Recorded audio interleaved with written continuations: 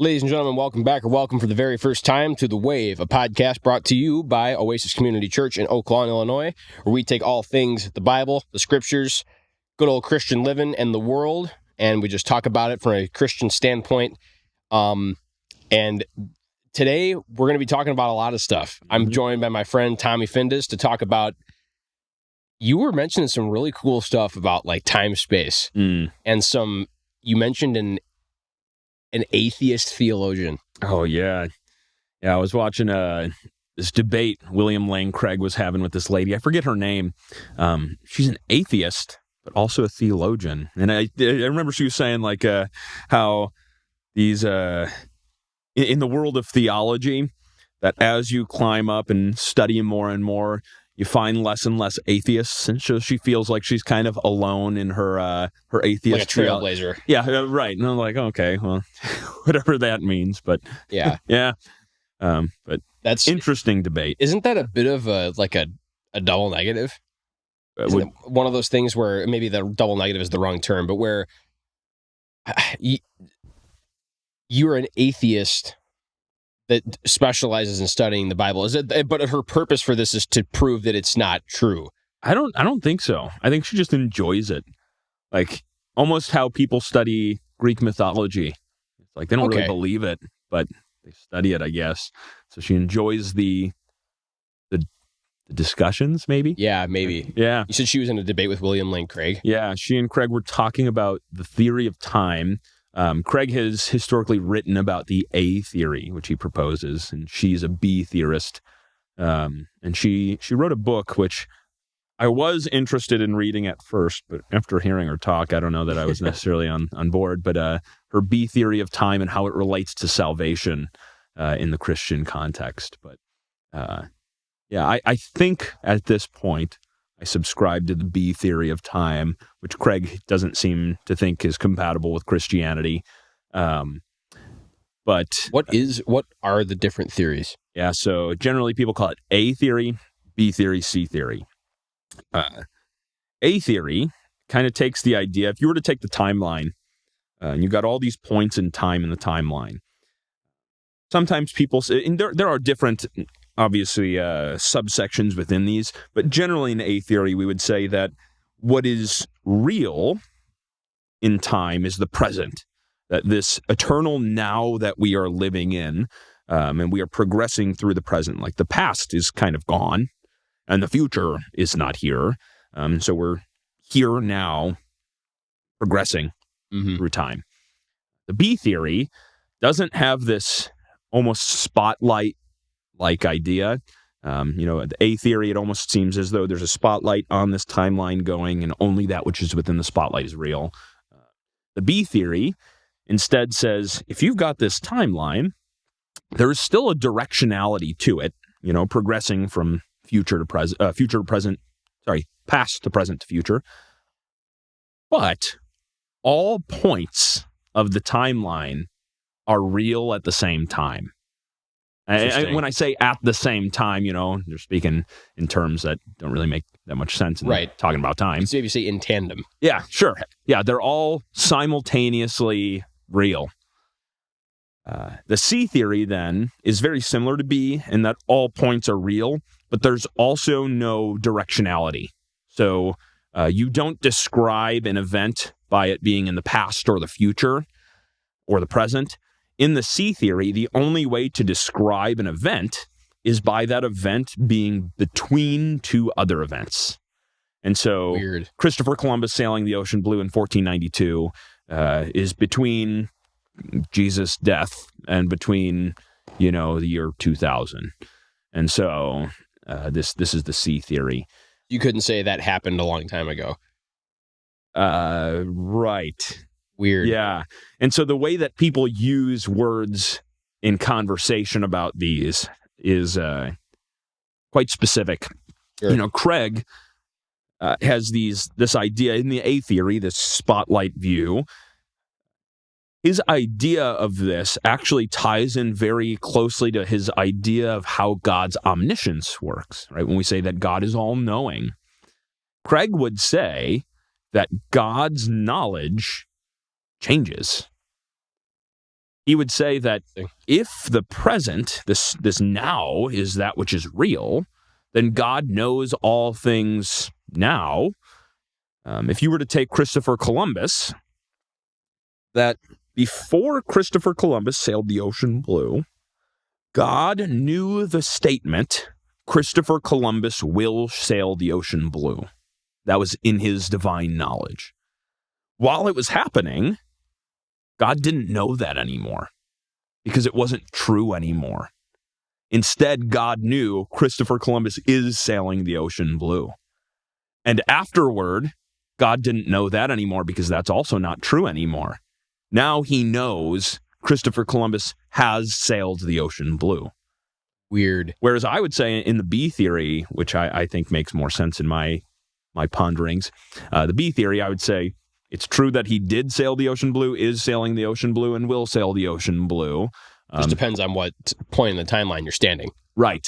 Exactly. I think it's all about perspective and from whose consciousness we're looking at. Yet they're all true statements. I think with supporting that theory, I think I heard Chuck Missler say in the past where he was talking about you can watch like a presidential motorcade go through, like a parade or something. Like a parade would maybe be a better example, where you have a parade and you have these buildings laid out in the way the city block is.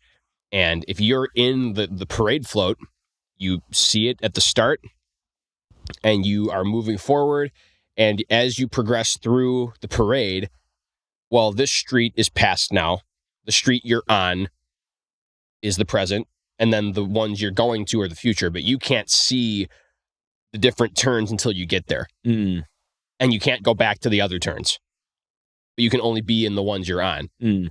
But if you're standing up on one of the buildings, you can see the beginning of the parade, you can see the middle of the parade, and you can see the end of the parade. Mm. So like the way he would elaborate that is that kind of the way God views time is that it doesn't conflict that God is outside of time. It's just a different way that he can view it than we can. Like we are on the parade float and that's it. We can't be outside of the parade float, whereas God is kind of standing on the building and can see the beginning, the middle, and the end. And to him, it's all in one vision. So that's kind of another way I kind of think about that. Yeah, I think right. And I would agree. Although Craig brings up a point and says, well, is God within time or outside of time? And most people you'll hear will say, God's being timeless means that he's outside of it. Mm-hmm. But Craig doesn't necessarily subscribe to that. He says that, God is still subjecting himself in time and interacting with it.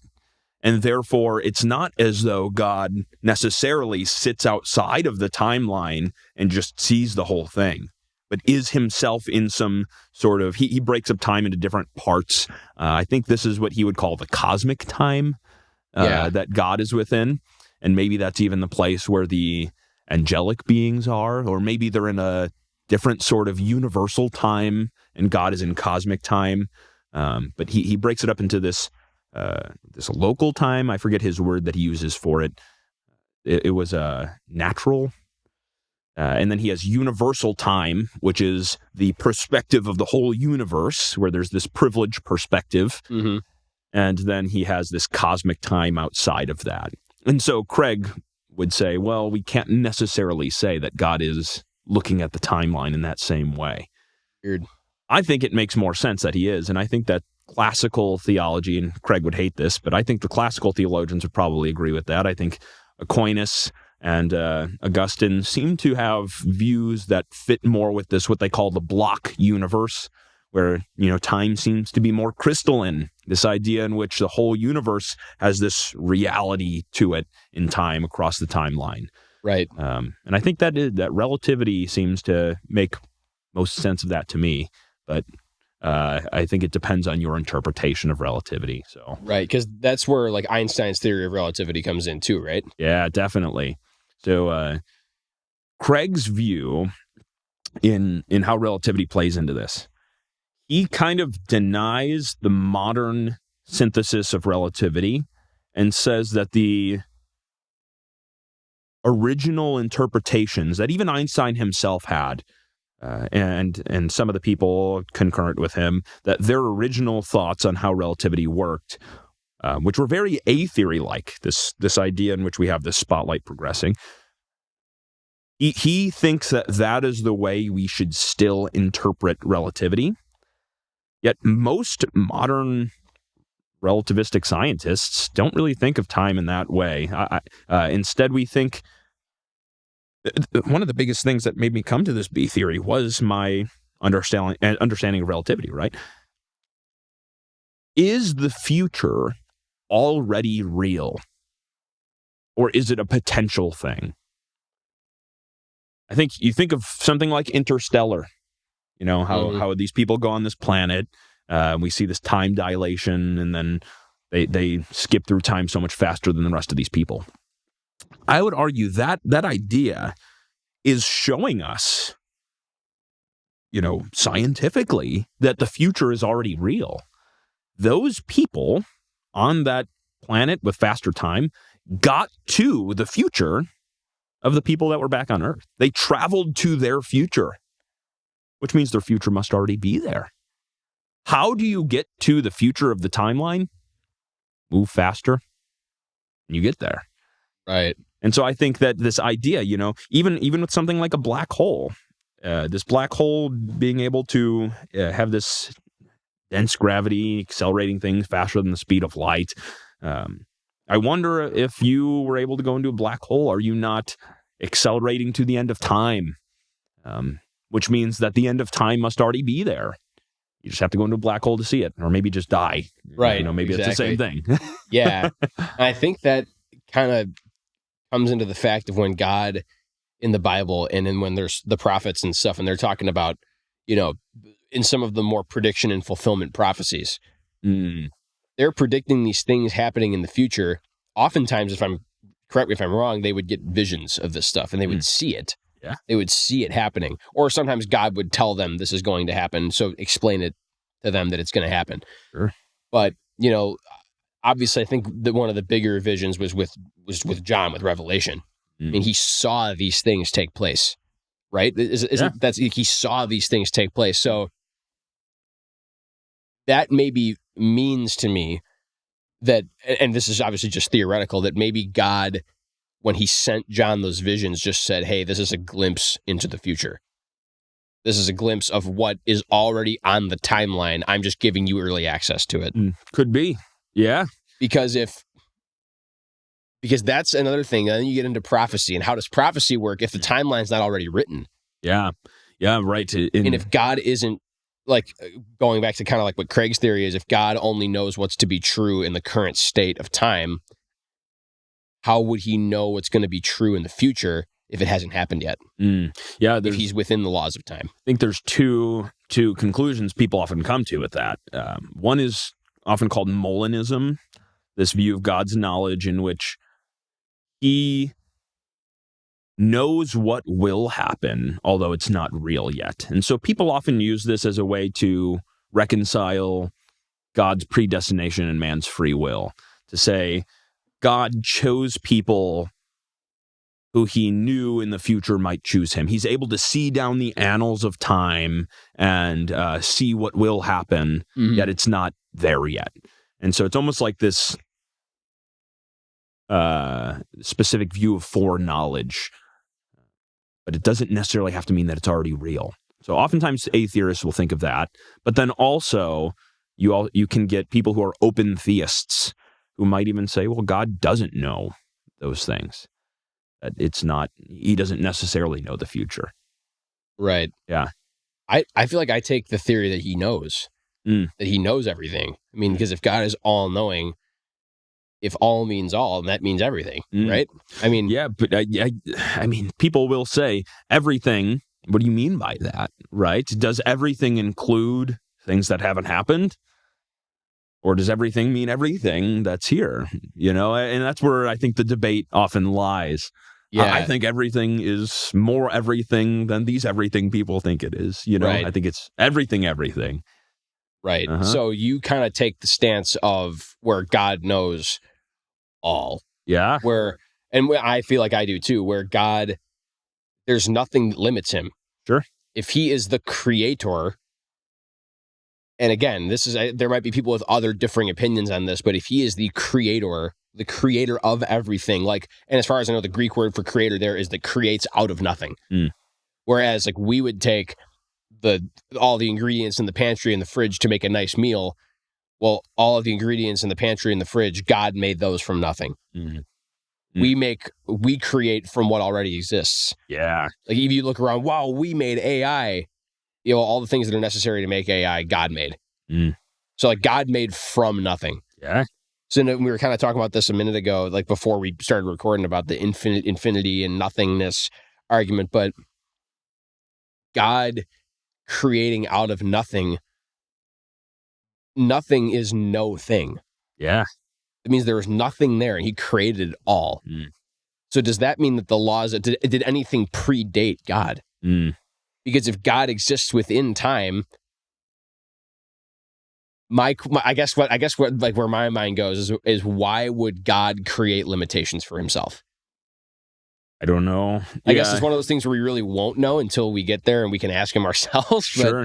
But he, obviously, if God exists within time, that means that he's technically bound by his laws, right? Sure. I mean, he is bound by his own nature. He will not do things outside of what he says he will do. Right. God can't lie. So he's bound in certain ways, but he also is generally considered the only free being, the only truly free being who's able to act of his own accord. And so, he's more unlimited than we understand, more unlimited than we are. Right. And I think that's where it comes to time and stuff. That's where I just, and again, maybe I would need to dig into it more and study it more, but I think about how God interacts with time. And when it says things like he stretches out the heavens like a curtain, I mean, I don't know if that just means the planets and the stars. That does that mean everything beyond that? It's all in his hands. Yeah, this is the stuff that's baffling, right? Yeah. I've always had such a hard time with relativity. I still don't know. Do people understand this? We can talk about it. We can quantify it. We can use math. We can use these pictures. But does anybody actually truly fit this in their brain? I was talking to a physics professor before, and he's like, "Yeah, I get it. I don't know. I can talk about it, but it doesn't fit in my little brain." Right. One of the things that helped me the most, this picture, is if you imagine the coordinate plane, the XY axis, you got this graph. We can imagine this graph extends infinitely in the X and Y directions. Let's take that, expand it out, make it 3D, X, Y, and Z. Expand this across the whole universe. So you got this whole graph that goes across the whole universe. This is how we envision space, all of these points of space. But now, at every single point in that graph, also imagine that every point has its own little clock. That this idea of space-time that Einstein talks about, this relativistic idea, is that time and space are not separate from one another, but time is simply another measurement in our graph. And so that each point in space occupies its own time. And so in Einstein's book on relativity, one of his first points is to actually try to disprove simultaneity. There are no two events in the universe that happen at the same time. Every point is, in a certain sort of way, time independent from another point. Weird. And once you kind of understand that, then it's like, well, every point kind of has its own time, then whose time is right? And the answer is all of them are right. They're relative to where you are. And how you move through these points changes the time that you experience and changes, the time that's outside of them. When God stretches out the heavens, pulling this fabric, maybe, what's happening to time, I don't know. Beyond me, but who knows? And what does it mean that space-time is expanding? This universe is expanding. Not that we're just seeing things move further apart, but literally the space between things is getting bigger and accelerating in its expansion. What does that mean? Yeah. Yeah. Interesting stuff, man. And you can kind of like, there's so many different rabbit holes you can go down with this, with the space-time stuff and all of that. And you start getting into, now this is another thing I kind of wanted to ask you about, because Chuck Missler is obviously like I think I'm on a roll. I think I have mentioned Chuck Missler's name on every single episode.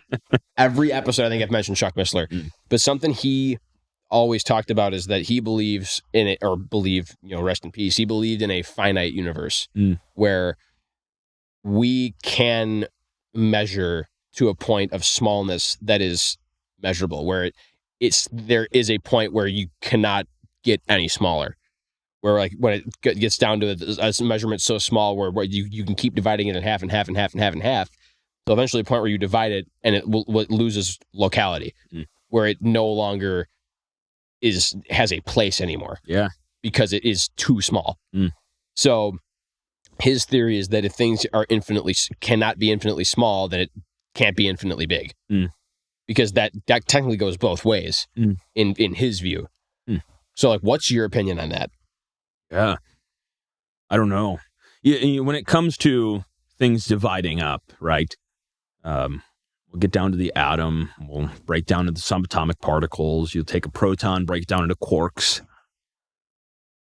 Then this is where the string theorists often come in, where they say that the fundamental smallest part of the universe that's holding together the fabric of the universe is this little string of space-time called, it's the size of what they call the Planck length, named after Max Planck, right?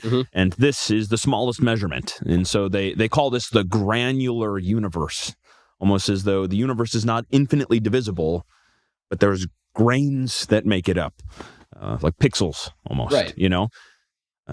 Whether that means that the universe cannot be infinite, I don't know if that necessarily follows. I mean, what if we just have infinite grains? I don't know. But then what does it also mean that it's expanding? Are we getting more grains, or are the grains just getting further apart? And if they're getting further apart, what's between them? I don't know. Right, exactly. But I have heard in this realm, there are differing opinions. There are some people that'll say there is no such thing as a true infinity in this universe. Maybe that's right. I don't know that I'm smart enough to understand that. It hasn't really clocked in my head. But I mean, especially when you get to different sorts of geometry, I don't know how that works. We are pretty sure that we live in a universe that is non-Euclidean geometry. So Euclid was this, geometer.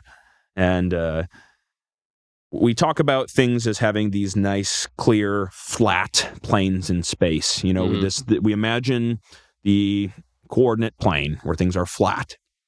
But we live in a universe, you imagine a non-Euclidean plane. If you could have a triangle, where usually a triangle has 180 degrees, can we have a triangle that has 3 right angles? 90 degrees, 90 degrees, 90 degrees. Answer is yes. Yes. Yeah, this Chuck Missler talked about this, too. Oh, does he? Yeah, there you go. Where you spread it out and eventually you get a sphere, right? Right. On the Earth. If you're on the Earth, maybe you've heard this one. This is a fun riddle. I like to tell students this sometimes. You're on the Earth somewhere. You go 1 mile south. You go 1 mile due east. 1 mile due north. And you end up exactly where you started. What color was the bear? What in the world? Well, like, where on earth can you start, go 1 mile due south, take a 90-degree angle, 1 mile due east, 90-degree angle, 1 mile due north, and you end up where you started? Wouldn't that be like an unfinished square? No. You're at the North Pole. You'll end up there. What color was the bear? Well, bears there are polar bears. It would have been a white bear. Right. Right. And so, yes, you can have a triangle, 3 right angles, if you're on this spherical plane. We have a two-dimensional object on a three-dimensional plane It that stretches. is curved. Yeah. Now, for our universe, space-time itself, as I understand it, is pretty flat, but does have a little curve in it, which means we probably live in a non-Euclidean universe. What does that mean? Beats me. Take something like Pac-Man. You play Pac-Man, you're going in one direction, you're running away from the ghost, right? Eating these little dots, and you go off one edge of the screen. Let's say you go off the right edge. Mm-hmm. What happens? Come back from the left. You appear on the left, right? And you can keep going. You go up the top. What happens? You appear back on the bottom. This is a two-dimensional plane that Pac-Man is on. How is he jumping from one place to the other? Oh, well, let's think of it like this. The top and the bottom are right next to each other. So let's take, like, if we were able to cut Pac-Man's screen out, let's fold it three-dimensionally into this roll, this like cylinder. Tube. Yeah, a cylinder. At the top and bottom, right? So when he goes down the bottom, he comes at the top. But then the left and right are also connected. So let's kind of fold those and connect those. We get a donut shape, a torus, we would call it. And so Pac-Man lives on a two-dimensional torus, two-dimensional donut. It's a non-Euclidean sort of geometry. Wow, yeah, it's maybe Pac-Man is able to go in a straight, one-directional line to the right, going east, and eventually he appears on the west. In this universe, what is the overarching geometry if it's non-Euclidean? What if I went, 99.999% the speed of light away from Earth, straight one-directional line? Could it be that we eventually, after, I don't know how much time, you appear back on the other side of the Earth?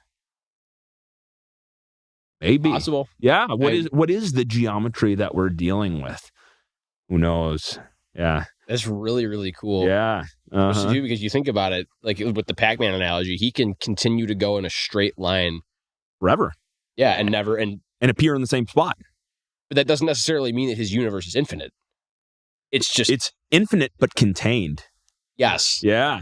And so, right, in our universe, if we are in a 3+1 dimensional universe, with time being that +1, mm-hmm. Is it infinite? Depends what we mean. What level of analysis are we using in this? Maybe not. It's complicated, I think. Yeah. Yeah. Mm-hmm.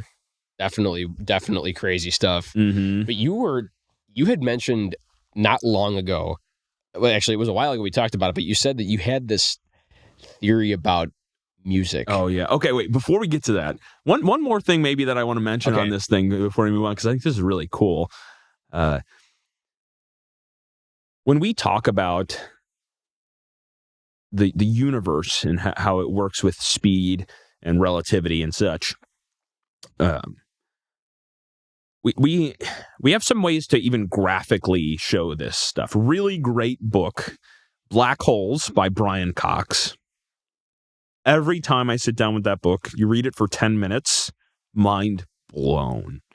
And one of the things that Brian Cox shows in this is a specific sort of graphical way to show all of space-time in a very small portion, where if we had a coordinate plane, X and Y axis, mm-hmm. Let's imagine we want to somehow express all the infinite coordinate plane in a small spot to be able to fit on a page. Well, how would we do that? Let's imagine we've got this square coordinate plane, and we take that top edge of the square and compress it all together into a point. Take the bottom edge, compress it all together in a point. Right edge, compress all together in a point. Left edge, all together in a point. So that we get a diamond shape, right? This diamond shape now. Right. Where all the lines, the x-axis is straight from left corner to right corner. The y-axis from the top corner to the bottom corner. That's straight lines. But then every other line curves towards the edges.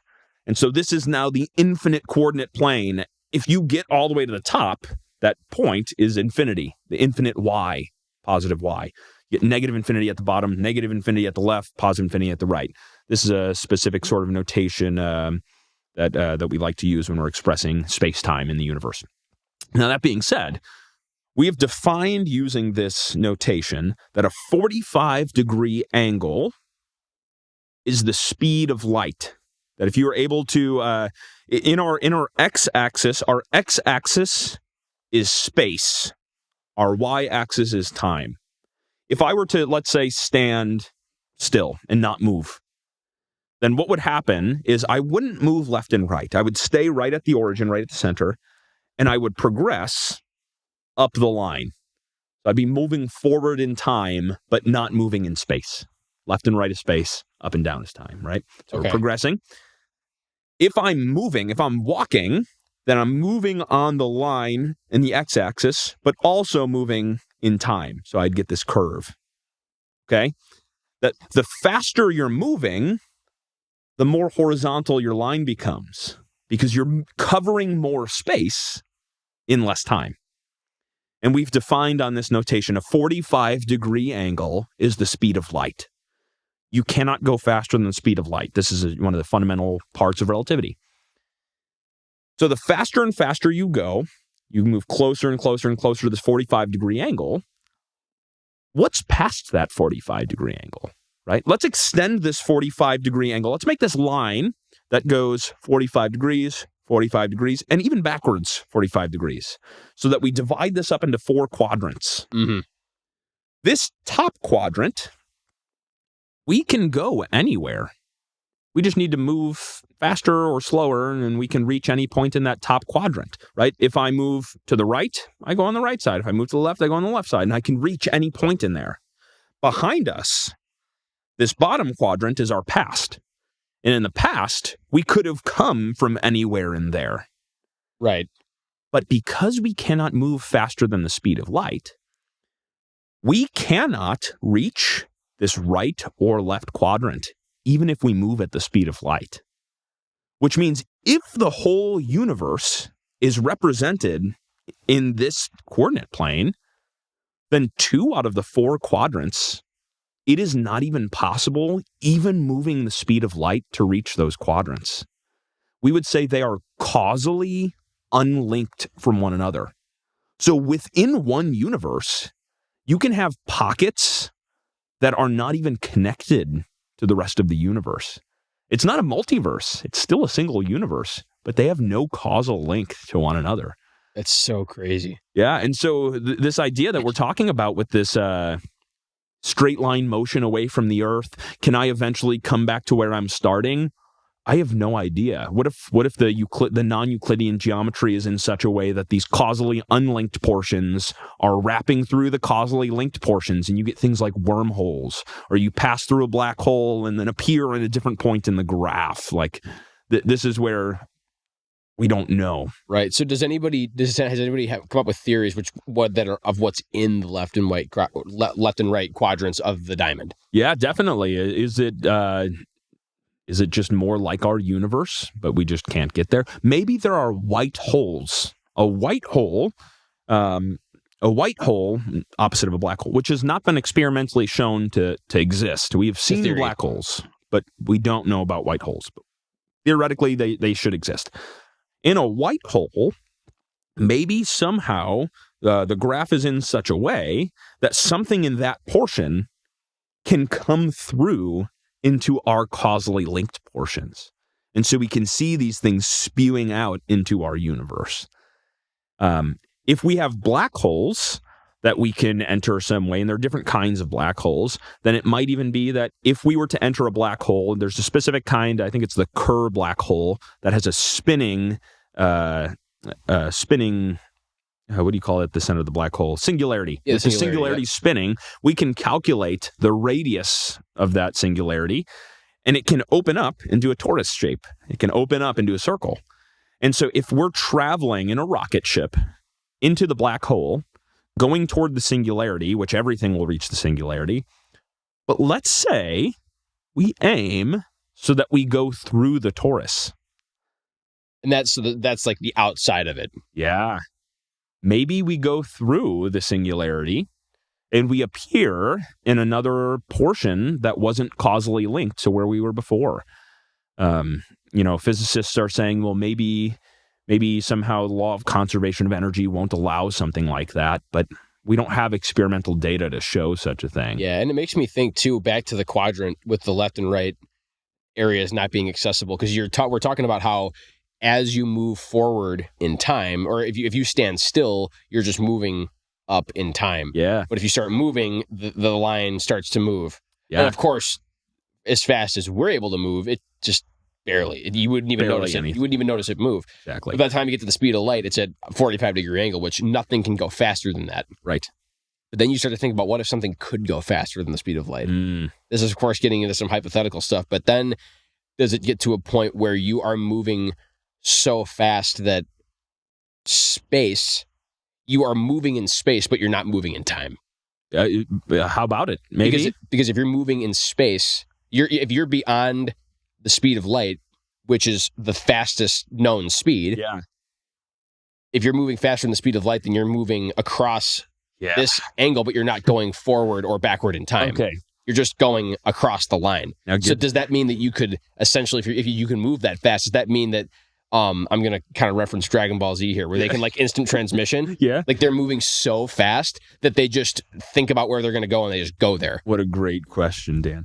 Now, Dan, black holes have this acceleration that's faster than the speed of light. Light can't escape, right?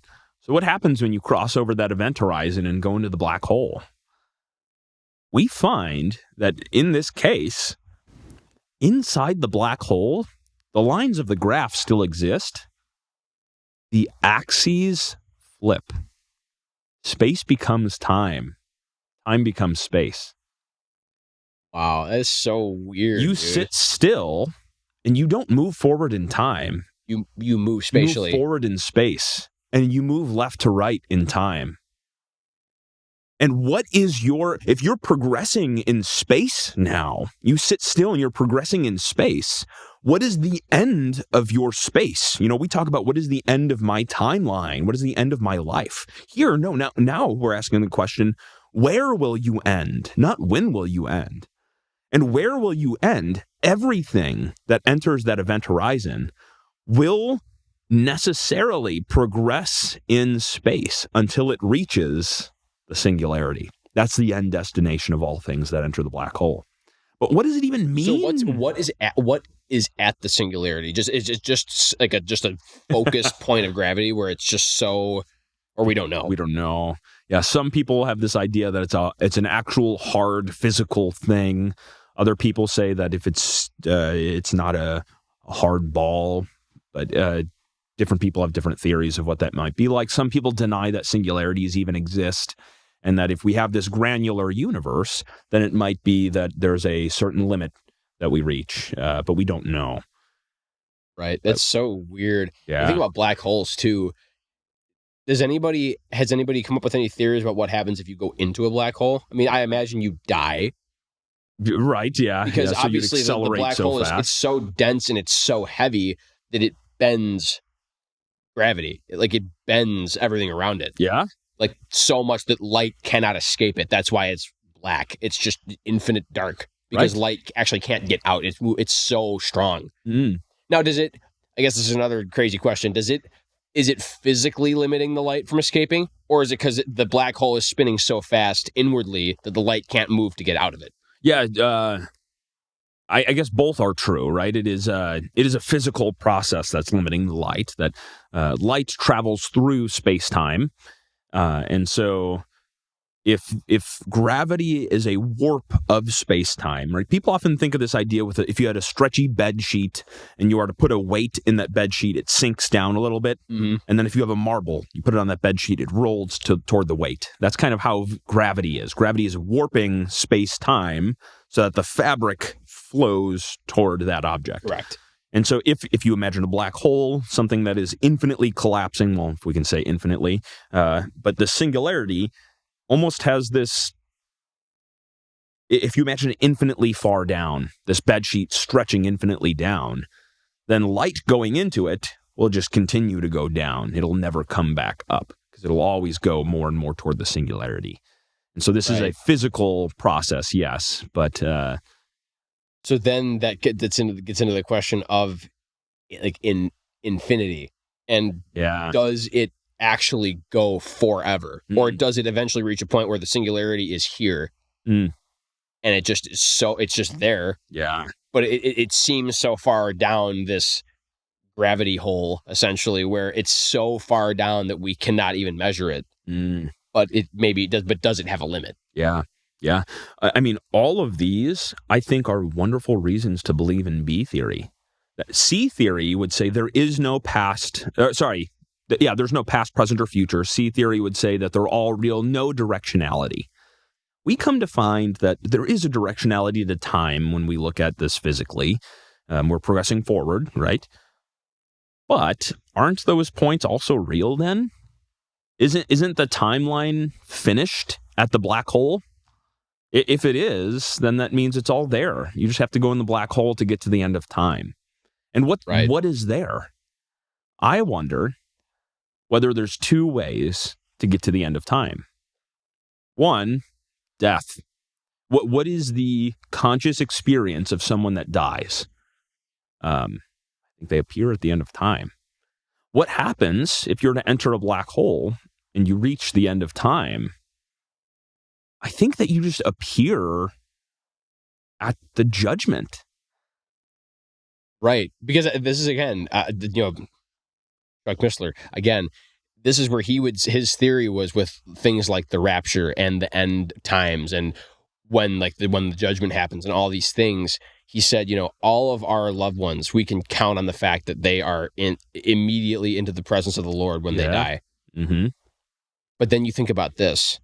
When people go into a coma or something and they wake up from that coma, to them, often, I mean, again, I could be wrong. I'm sure there's different cases, but I'm sure I've heard before with some people where they wake up and to them, like, no time passed at all. Yeah. But they're 10 years older.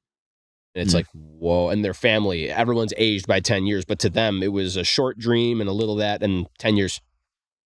And that it feels like no time has passed. Right. But that's where Chuck Missler's theory, and going along with this, it sounds like it works, because at that time, with that theory, everybody arrives at the same time.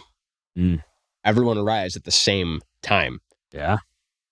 Because maybe when we die, our physical death, maybe our spirit travels in time, like to the end of the timeline, or the end of my timeline is when I die here. But obviously our spirit and our soul is disconnected from our body in a way where the body dies, but the spirit is eternal and lasts forever. And where it goes, obviously, is based on the choices you make. But when you, like, Chuck Missler's theory is that everybody arrives at the same time. Yeah, and I too skew that way. I think that that's probably right, although I'm willing to be convinced that it's not. I know that there is the theology of what they call soul sleep. That oftentimes in scripture we see that people will say that, he's gone to sleep, the saints who are asleep. And people will often say that they're in this state of sleep and will wake up at the judgment. And I don't know that I'm totally convinced that is what I think. John Calvin wrote a book actually combating, I think it was the Anabaptists maybe, who believed in soul sleep. The title of the book is Psychopannychia. And I don't know that is a necessary conclusion with B theory, or with this idea that you're, there at the same time. Although I'm not sure. I think I need to study more to see those arguments. Yet, what I find so convincing about it, I think our experience of sleep, you even mentioned comas, kind of goes to show we know what that feels like. I personally, when it comes to sleep, for me, it's been something my whole life I've never struggled with. I've always been a really deep sleeper. I'm blessed, to be able to fall asleep in 30 seconds every night. I wake up when I wake up. And I've always wondered, it's been mysterious to me. What happens to me? Where do I go? Where's the I that Descartes talks about, the personhood? Where am I? And not only that, if I find that I close my eyes and when I open them, I'm 8 hours in the future and I didn't feel as though I waited, when is my conscious experience? Am I in time? Am I transporting through time? I don't understand that. And so I've often found sleep to be something for me. It gives me a little bit of fear, but I think not terror, I would say. Instead, I find when I go to sleep, that one prayer, the "Here I lay me down to sleep," Pray the Lord my soul to keep. Yeah, exactly. The original formulation of that prayer, the earliest instance we have of that was from some monk's diary way back when. And in his diary, he penned this. And it was slightly different than the way that we commonly hear it today. And this prayer, I pray almost every night before bed. He says, "Here I lay me down to sleep. To thee, O Lord, I give my soul to keep. Wake I ever, or wake I never? To thee, O Lord, I give my soul to keep forever." And I find that my going to sleep is a practice for my death, that each day ends in a death and is a microcosm of life, that every morning when I wake up, the Lord has decided to grant me life and personhood and consciousness. Mm-hmm. George Whitefield once said, "You are immortal in this life until your work is done." Yes. And so when the Lord decides to take you out, you're out. But till then, you're here. We see that happen with how many people in the Bible. You look at the book of Acts. I've been reading through the book of Acts, and it's like nothing you can do really is going to kill Paul until God's done with Paul. Exactly. And so when I go to sleep, I don't know whether I'll wake up. I don't understand where I'm going. I don't know when I'm going. But I'm able to entrust my consciousness to the one who made it. And if he decides to give it back to me in the morning, then I wake up. Yet, if I die, I have the same confidence that he will wake me up and I will be with him. That he has my consciousness in his hands. Right. Yeah. It's crazy when you think about that, especially when we get into the talk of space-time and this theoretical like diamond we're talking about, where you move. Are you moving in space or are you moving in time? Mm. And as you do one, you do start to do both. Mm. Because you move in time whether you do nothing or not. Right. Whether you move forward or you sit put, you're moving in time no matter what. Mm-hmm. But moving in space is where it gets different. Mm-hmm. But that's where it's, I guess it comes down to how does our conscious, how does our spirit and soul respond to time? Yeah. Yeah. Okay. Because our soul is tied to our bodies. Yeah. And our bodies obviously respond to time in a much different way, because like you think about sleep. Yeah. I crash and I might wake up a few times in the middle of the night, but when I go to sleep and 4 hours go by and I wake up, it didn't feel like anything. Mm. It just went by and that was it. And it was 4 hours later, or my alarm didn't go off. I slept in an extra 2 hours on accident.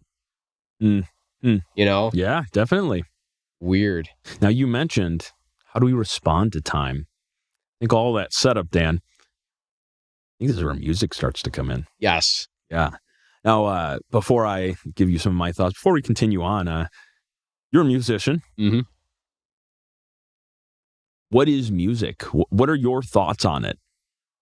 Well, I think at its fundamental core, I think music is an instrument of worship. Mm. Doesn't matter what you're worshiping, but it's an instrument of worship. Mm. Because when you look at the foundations of reality in heaven, I believe we were talking about the whole time theory and what existed before what, and music existed in heaven before God even created anything. Mm. Because if Lucifer used to be he was the head of the choir. Mm. He was the head. He directed worship in heaven to worship God. I'm right in saying that, right? I don't think Scripture says it, but I think maybe that's in the Book of Enoch. Okay, and so people often quote that. Maybe, sure, yeah. Either way, whether it was him or not, there was worship in heaven of God. Yeah, it was with music. Now maybe music sounded different up there, and I'm sure it sounds different up there than it does here. But music existed for a long time. Maybe music existed outside of time. If God created time, and time is a line that he holds in his hands, kind of like some of these other theories we're talking about, then music predates everything. And I think that music, obviously in heaven, the only purpose of music would have been to glorify and magnify God even more. But music oftentimes, again, I think at its core, music is worship. Yeah. And it depends on what you're worshiping, you know? And I think, then you can get down another rabbit hole of what defines worship. What defines worship? Because, worship isn't just song. Worship is how we act sometimes, is following. If I'm obeying Christ, if I'm living an obedient life, that's worship. Sure. Or as Jordan Peterson would say, it's what you put at the top of your hierarchy. Yeah, exactly. Exactly. But anyways, yeah, I would say at its core, I think music is I wouldn't say always worship, but I'd say at its core and what it was originally created for would be worship, I would say.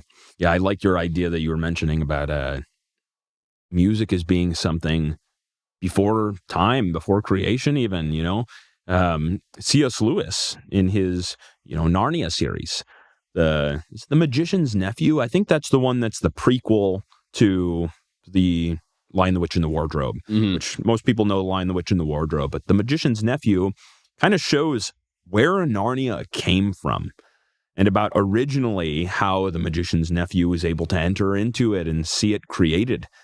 And at this point, when they enter into this realm, they're floating in darkness. They're floating in nothingness.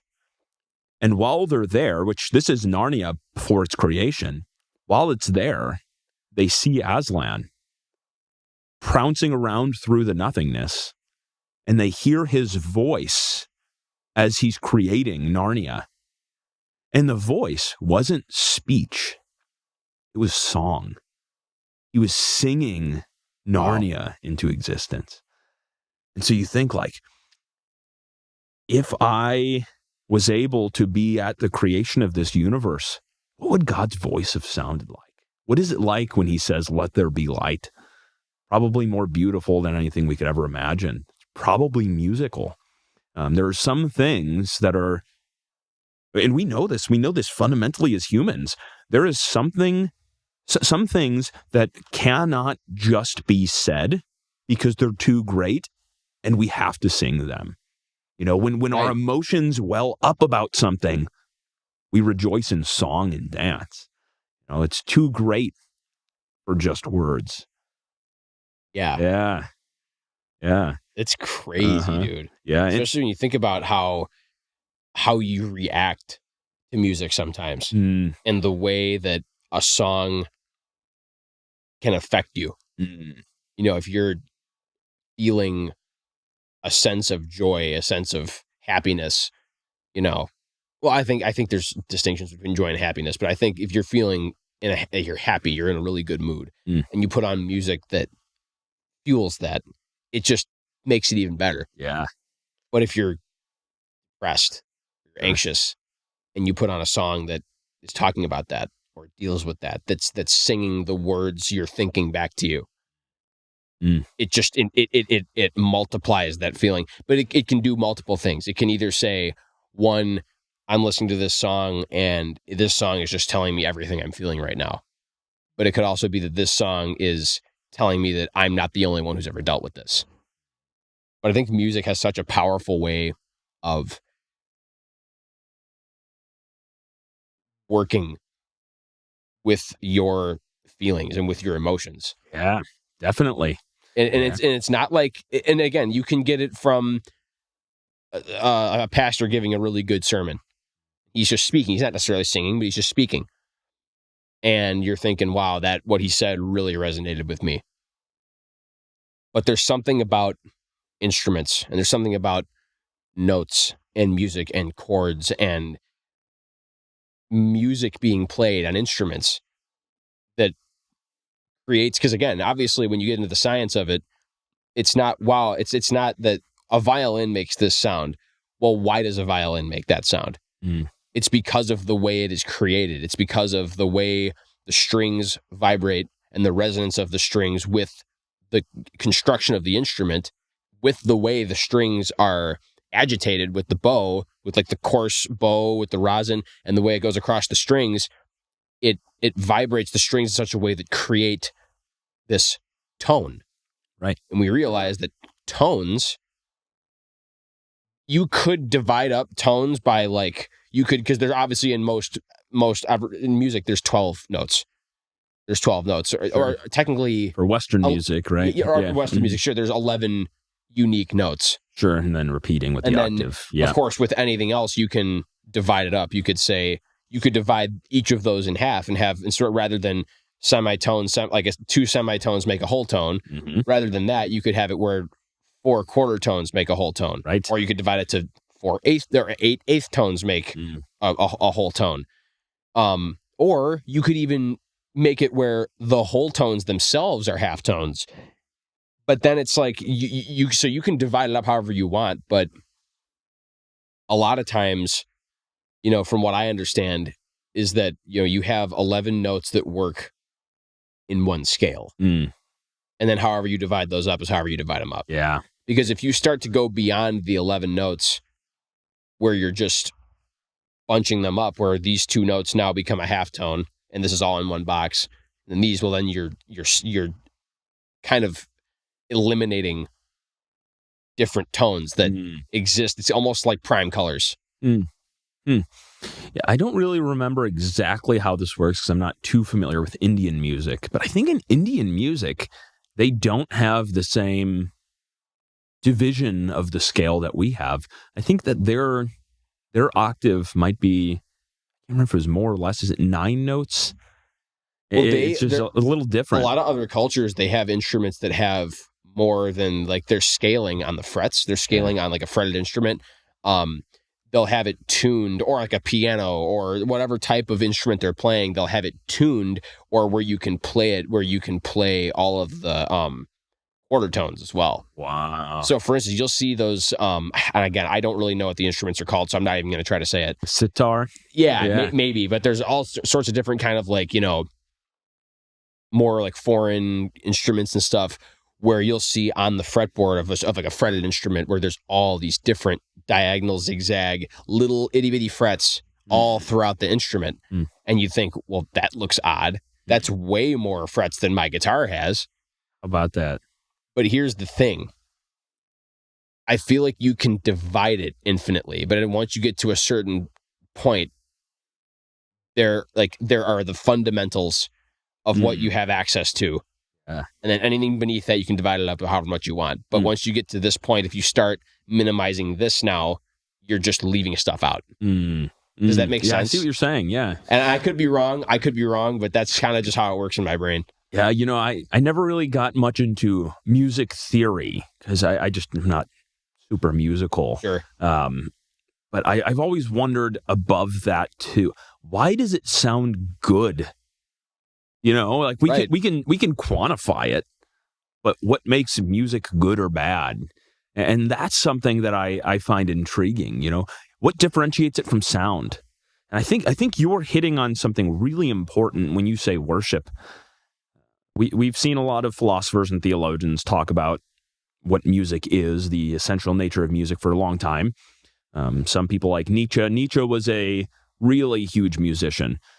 And he said something along the lines of, a life that is lived without music is not a life worth living. And so I believe Nietzsche talked about music as being this property of grabbing from the Platonic forms and putting it to a body, so that if you're to take something like a square, that there's this idea in existence of squareness. But then in this universe, we see the body of a square. And so in music, almost as somebody takes this idea and puts a body onto it when they draw a square, he sees music as a similar sort of act by grabbing from these forms and putting them into a body. And I think there's definitely something there. I don't know that it totally seems to encapsulate the fullness of music to me. Some people have said it's an act of the will. I mean, you can bang on a piano. That's not music. You know, the person doing it will say that it's music. It's not music. We'll all agree it's not music. With art, I think it gets a little bit different. For art, it seems to be more that is an act of the will. That if somebody... I feel like art is an expression. It's an expression without confines. Right. Yeah. Right. There are not as many. They're not confines like music has. Right. Yeah, that's a great way to say it. Because music at a certain point has rules. Now, what's his name?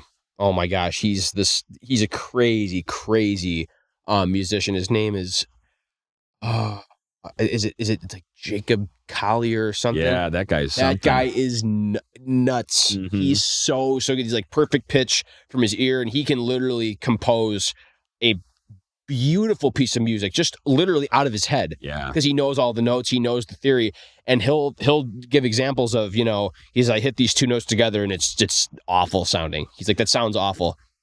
He's like, but I'm gonna play this other piece now and I'm gonna include this in here, and it just adds such drama.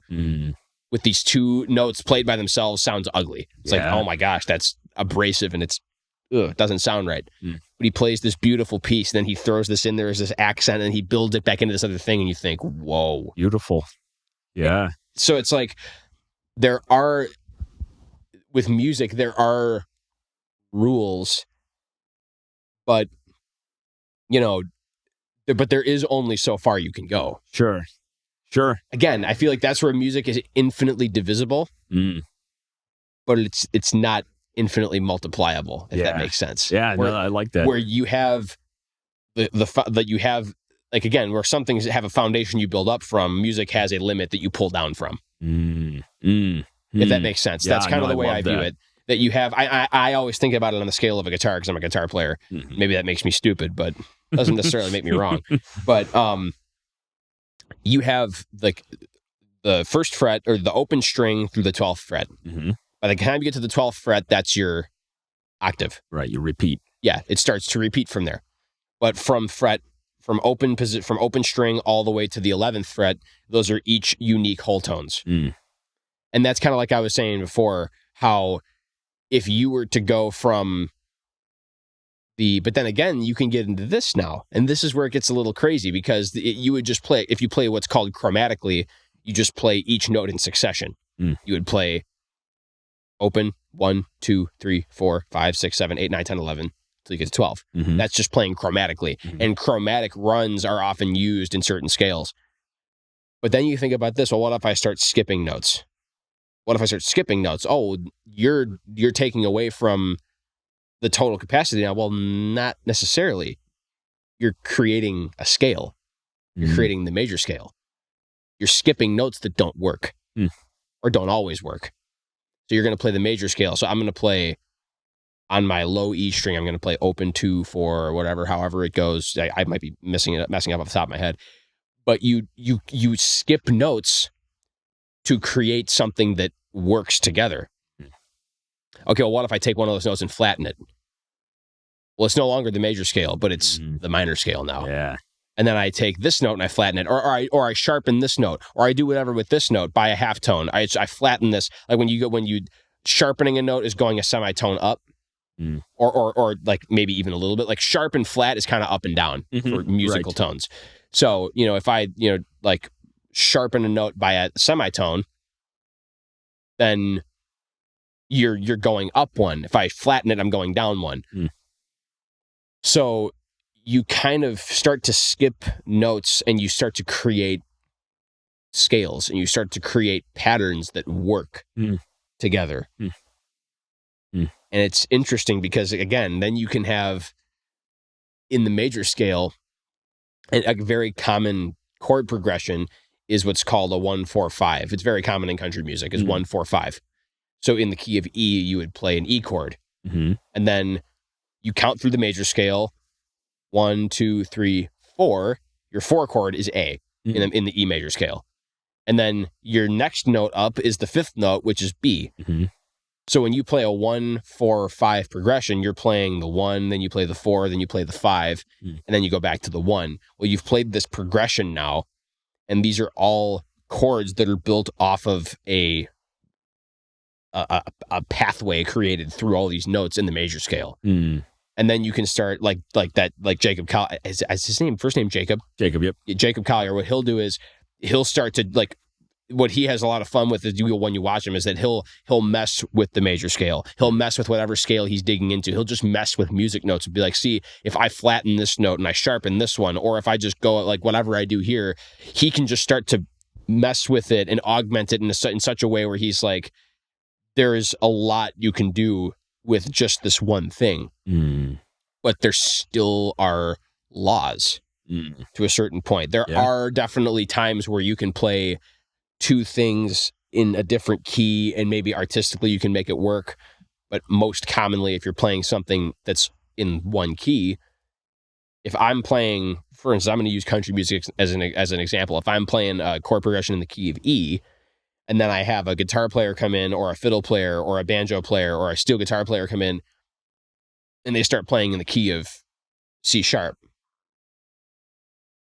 over it, it won't sound good. Right. It's going to be terrible. It's like, well, actually, because I guess because C sharp minor is technically the minor chord in the E scale, but either way, if someone's playing an A major scale over an E major progression, you might hit a couple notes here and there that sound okay, but it's not going to be totally right. Right.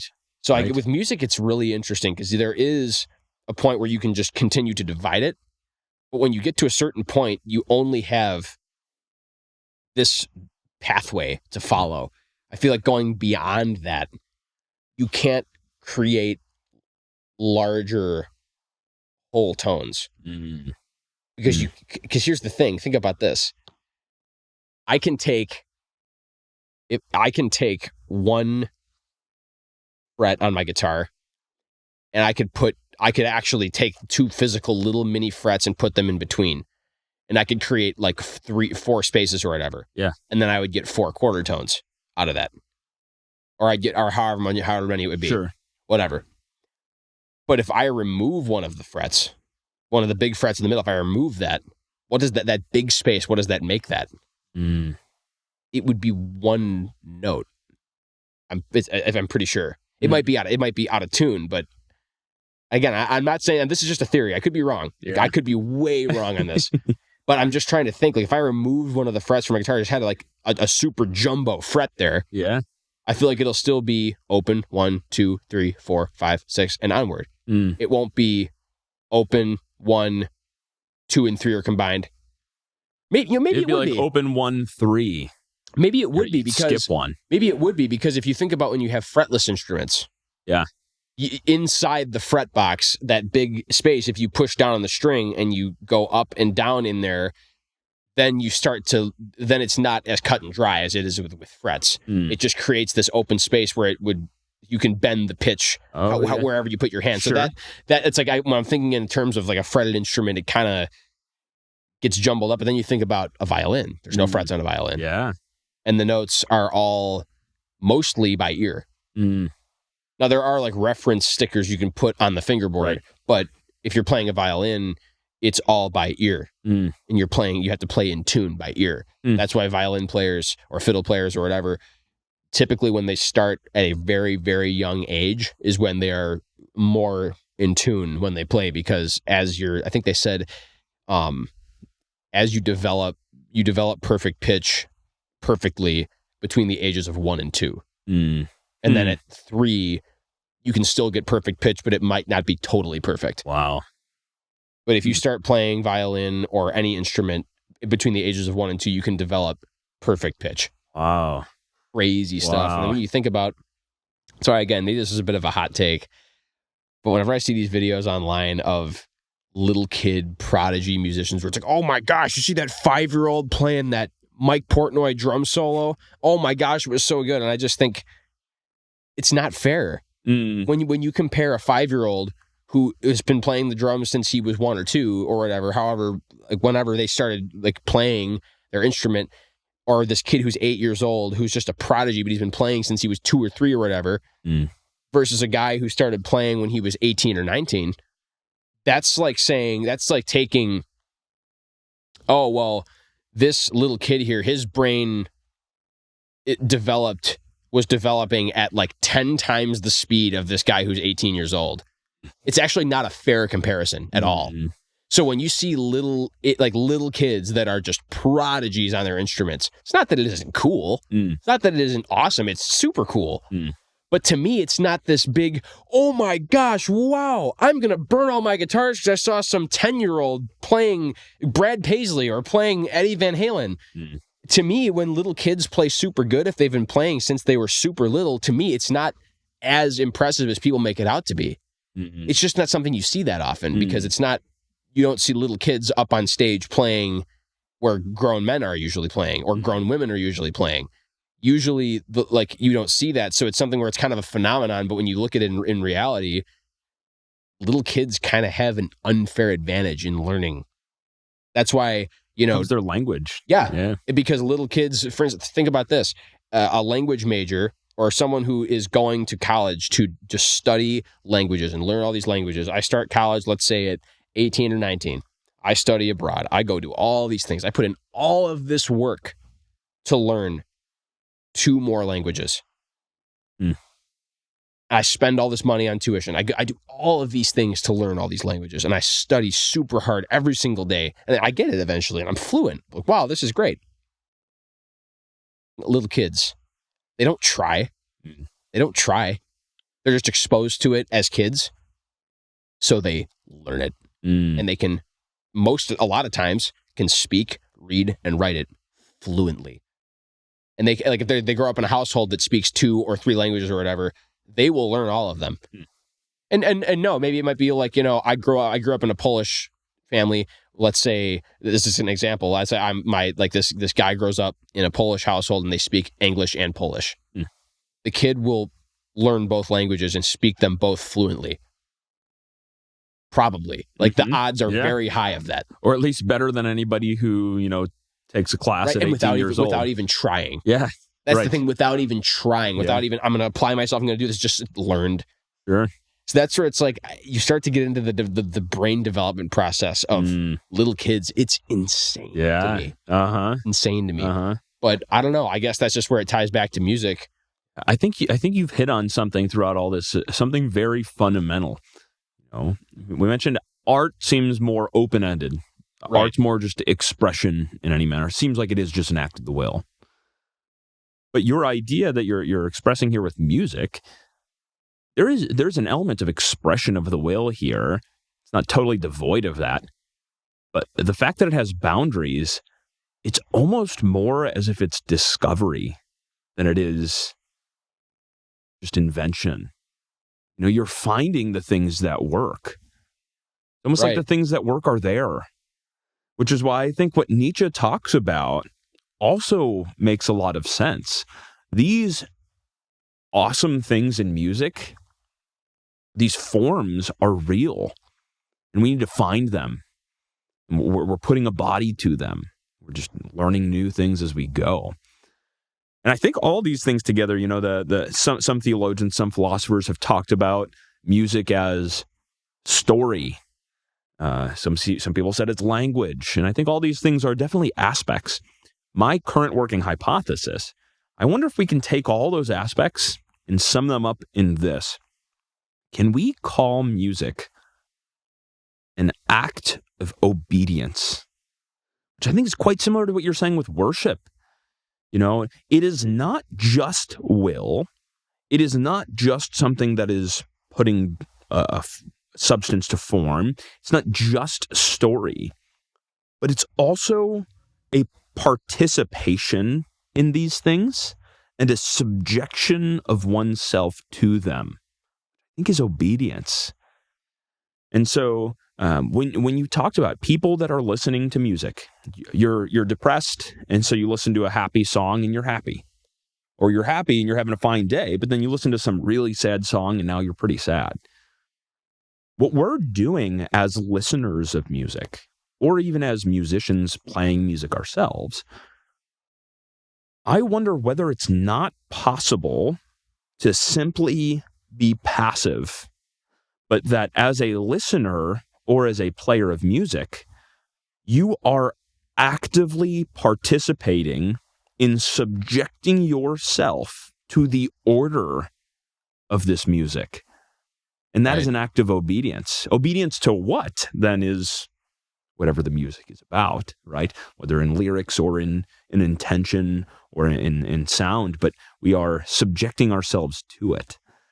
And so I feel like obedience definitely seems to be quite an interesting hypothesis. It's really cool. Yeah. It's really cool to think about, especially when you think about music that there's no singing, instrumental music. Yeah. Yeah. Sometimes you can just draw emotion. You can. Out of it. And sometimes you can tell the story of it. You know, there's plenty. I had one experience. I had a good friend over to my house, and he's an avid jazz musician. He enjoys listening to jazz. I've never been really into jazz, but he wanted to show me some things. And so we ate dinner. After dinner, we just talked. He started talking about music. And he said, I forget the name. I wish I knew the name of the guy, the band. But he said, I just want you to listen to this. The title of this song is this. I think it was something like Returning Home, something like that, right? And as you're listening, you can envision, without lyrics, you can envision the entire story. You can see where he departs and leaves. You can see when he faces the hardships out. You can see when he has that light bulb moment, and you can see when he returns home and when he makes it. Mm-hmm. How? There is an aspect to story there, but also something so important about story. And I think Jordan Peterson has done a lot of good work in making this a more popular idea. When we are watching a movie or reading a book or, talking about a story, what we do is called aim adoption, where we put ourselves into the character and adopt the aim that they have and live it out as if we are them. It's a vicarious thing. When I was a little kid, me and my brothers, we would watch any movie, right? We'll watch the Cars movie. Take any movie, really, right? So we sit down, we watch Cars. And what is the first thing, 4, 5, 6-year-old kids do? When we sit down, we turn that movie on, be like, I call Lightning McQueen. That's me. Like, I wanted to be Lightning McQueen. No, I'm Lightning McQueen. Why do we say that? Right. We know none of us are Lightning McQueen, but when we're watching that story, we want to know whether we are allowed to adopt those people as our own characters. Not just to say, I like him, but I am him in this story.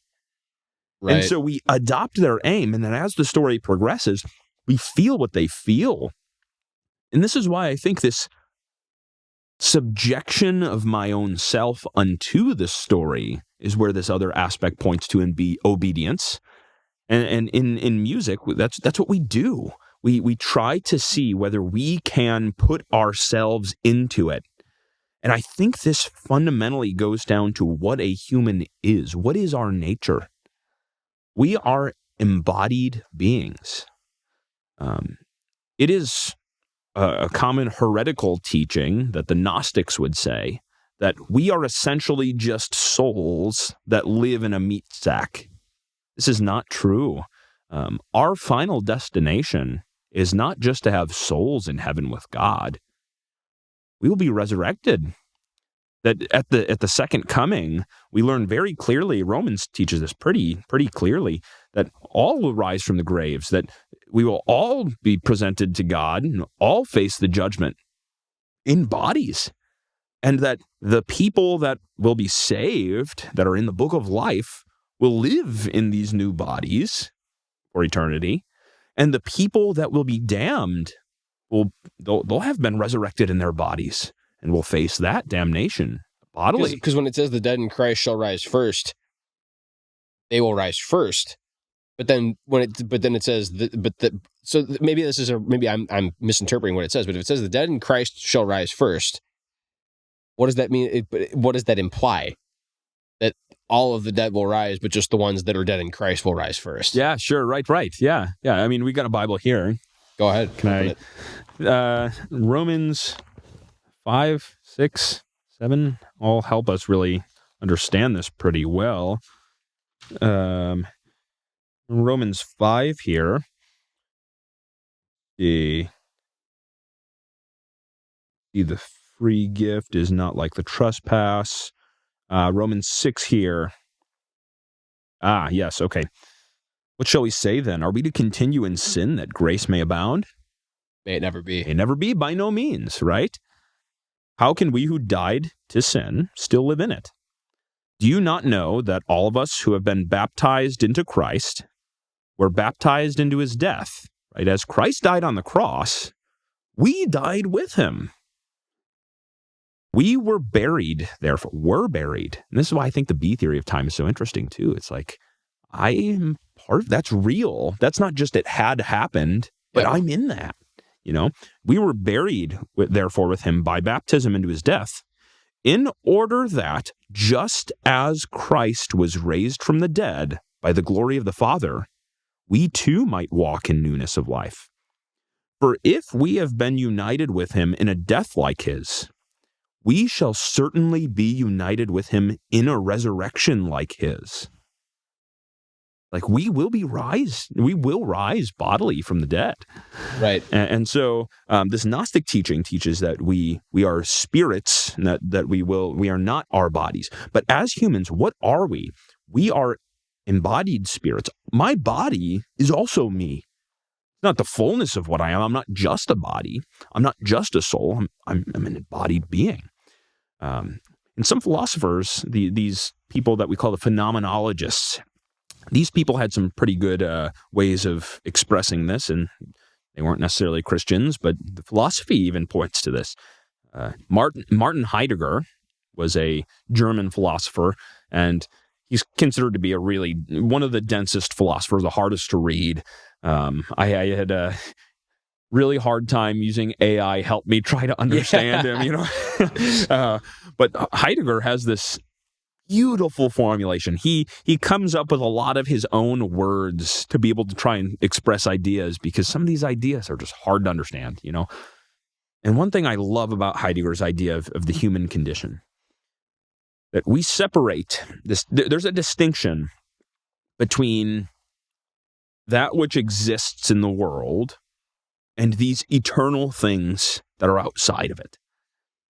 And this eternal being realm, he calls in German Sein, S-E-I-N. And Sein is being. But we as humans aren't in this realm of being, capital B. We are not in this unchanging reality where things are perfectly actualized and perfectly good. We are not in that. We change. We're in this constant state of flux in this world. Nothing is static here. Mm-hmm. And that's kind of the only thing that is static, is that things change. And there is still this directionality to time, which is why I think C theory doesn't, work well in this. But we're always changing. And so he doesn't count us as Sein, but what is the human? He calls Dasein, being there. That we have this aspect in which we have a connection to this being, but we also have this, what he calls as one hyphenated thing, being in the world. That there is ontology, that which is the study of being, and there's the, what does he call it? This ontogeny, this being in the world. And so we find, as humans that are embodied beings, we are this perfect amalgamation of taking sign in some sort of way and putting a body into it, but we are also this body too. It almost makes you think of the incarnation of Christ. That sign becomes Dasein and reconciles Dasein to sign. It's this beautiful picture. Wow. And so as humans, if we have this embodiedness to us, just like Nietzsche was saying, we're grabbing from form in being and putting body to it. If that's what he calls music, and that mirrors the human nature, it almost is as if, why is music something that is so fundamental to all people everywhere? Because that's what we are.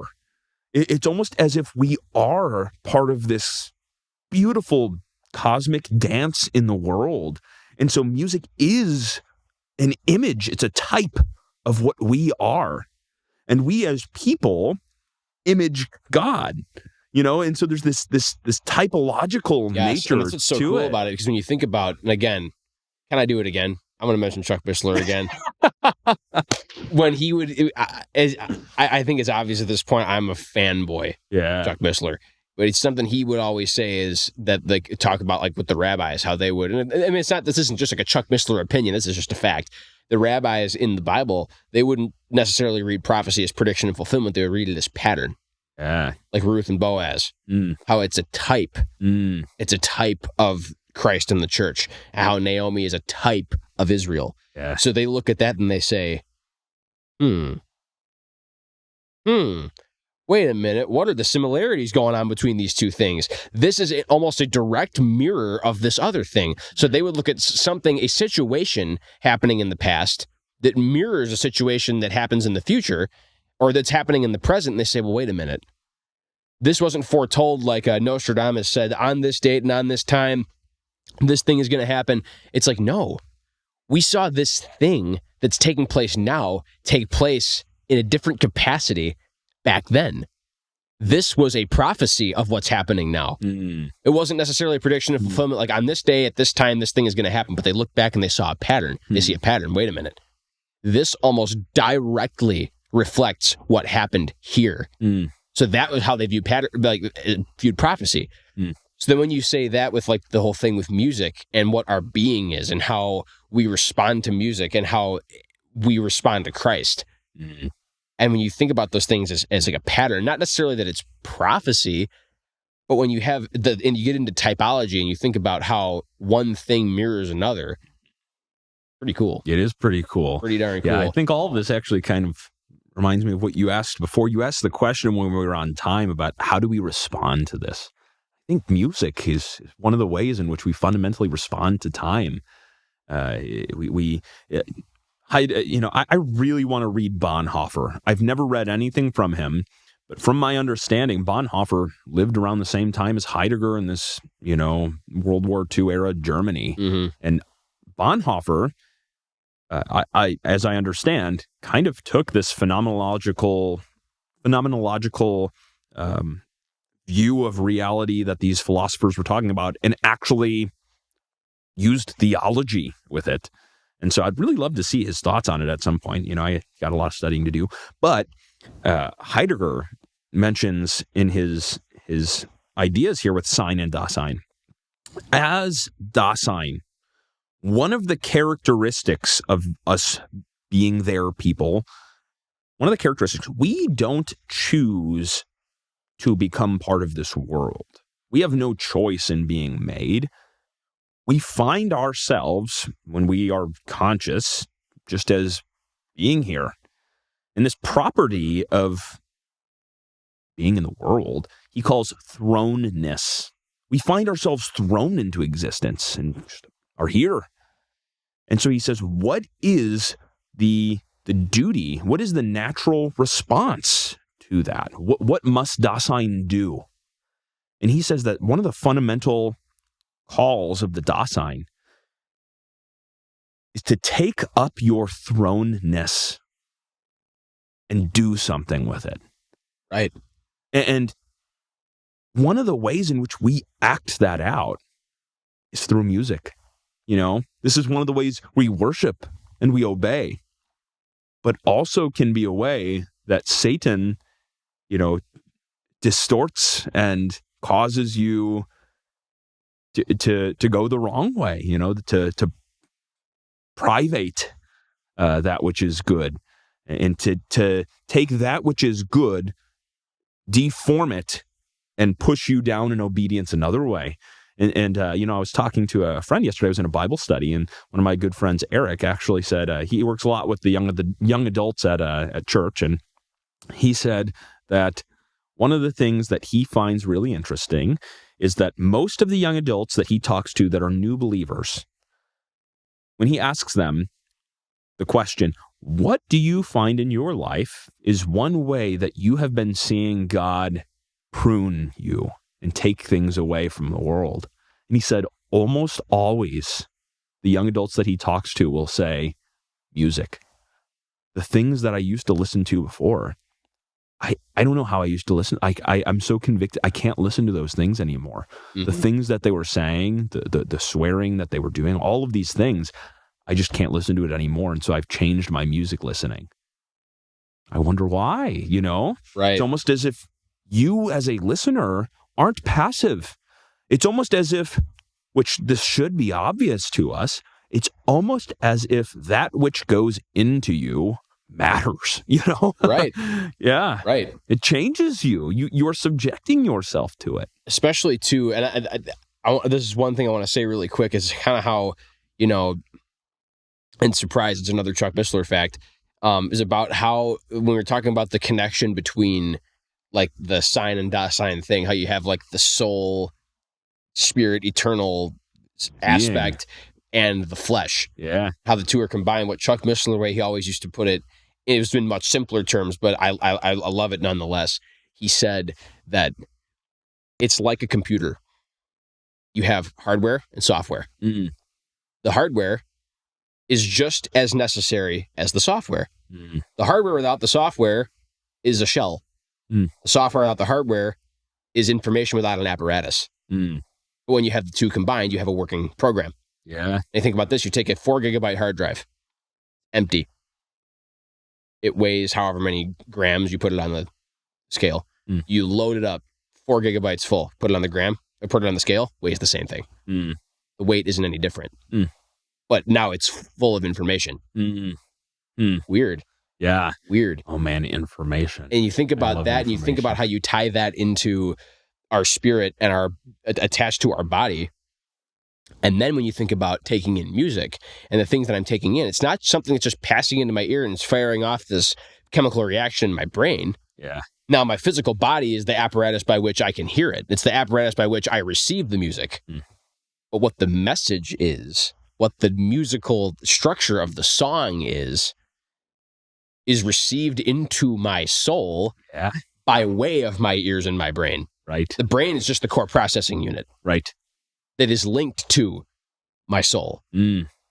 Mm-hmm. Really weird. Yeah. But when you're listening to music, you're using your ears and you are using your brain. You're using your body to receive it. It's just like the software with like downloading, putting an update onto a program. You need to have some kind of apparatus to install the update to the software. Mm. Because there has to be some way for the update to reach it. Hmm. So there has to be some kind of apparatus to transfer this data. And I kind of look at it the same way with us and how we hear this conversation we're having, how I am taking in more information from you. You're taking in more information from me. It's kind of how we learn things, how we respond. So when it's just really cool to think about it that way, that yes, our soul and our spirit is tied to our body, but you're talking about like the Gnostic view of how this is just a meat sack and our soul is what does everything. The soul obviously is our spiritual identity, but our bodies are extremely important. It's our physical identity. Yeah, the physical identity. Yeah. So we had talked about, just what you mentioned for a second about information. And before we get into that, we'll take a quick break and then we'll come back. We are back. Information. Yeah. Information. And when I think information, I think DNA. Mm. Yeah. Because DNA is information. Mm-hmm. Right? Yeah. Yeah. I mean, by trade, I'm a biology teacher. And so okay, yeah. DNA is one of my bread and butter topics, just think, pretty much every cell in your body full of this DNA. Cells are tiny. Every cell in your body, you have more cells in one individual than you have stars in the Milky Way galaxy. And each one of those cells has a 3.5 billion letter long strand of DNA, which is a single molecule that if you were to stretch out is 6 feet long. Package a 6 foot long, 3.5 billion letter thing down into one cell, multiply that by more than the stars in the Milky Way galaxy. You got a lot of information in you. Wow. Yeah. Mm-hmm. Wow. Yeah. And Bill Gates even has a quote. Bill Gates once said that DNA is just like computer code, only far more complex. DNA, Mm-hmm. the levels of organization in DNA are enough to cripple your mind. It's beautiful. And correct me if I'm wrong in saying this, but if within the structure of DNA, it is finely tuned. Oh my goodness! That yes. it has to be perfect, or it doesn't work. Yeah. Now mutations do occur, but there's limits, many limits, and specific kinds of mutation. Like a lot of mutations don't matter, and some of them do. Different kinds of mutations too, and the way in which the DNA has to be processed. Now that is extremely finely tuned. There's a funny in the origin of life debate. The people that deal with abiogenesis, life coming from chemicals. Mm-hmm. There's been theories over time. How did life originate? And was it Dean Kenyon? Maybe might have been Dean Kenyon. I could be wrong. Forgetting. I'm not good with names. He came up with this theory called the protein first model. That how did life originate? Well, proteins are made out of amino acids. Amino acids, you imagine like beads on a string. You imagine a necklace that's made of beads. Each bead is an amino acid. We get hundreds and hundreds and hundreds of them. Package it all up. Now you got a protein. And we know proteins are essential to life. And so his idea originally was that in the early Earth, you would have had ocean, you would have had amino acids, and they would have combined randomly somehow. Maybe even there might have been some preference, who knows, but we don't have good evidence that there's a preference for combining. And they combined to create proteins. And maybe the proteins eventually ended up creating some sort of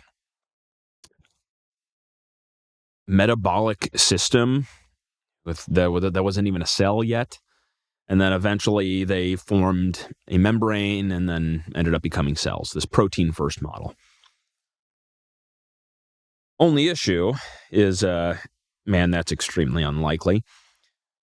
Firstly, can we get amino acids on an early Earth in the way that, the modern scientists often talk about it? Yeah, maybe. We've found amino acids on comets, actually, and meteorites. We've extracted amino acids. So we know that they can form chemically. But can we form proteins from them? Let's take a moderate protein. Actually, a pretty small size, 150 amino acids. That's small protein. Some of them have hundreds, 150 beads on a string. Now, we throw a bunch of amino acids into a test tube. Let them combine. 50-50 chance that an amino acid will make the correct linkage. If they line up the right way, they'll make the right peptide bond. Mm-hmm. But they could also hit this way and make something that is not conducive to making proteins. So it's a 50-50 chance that they combine the right way. Okay? So even just to get 150 amino acid long chain that are combined correctly, what's the chance of that? Well, 50-50, 50-50, 50-50, 150 times. 1 in 2 to the 150th power. Man, that's unlikely. You know how many particles there are in the universe?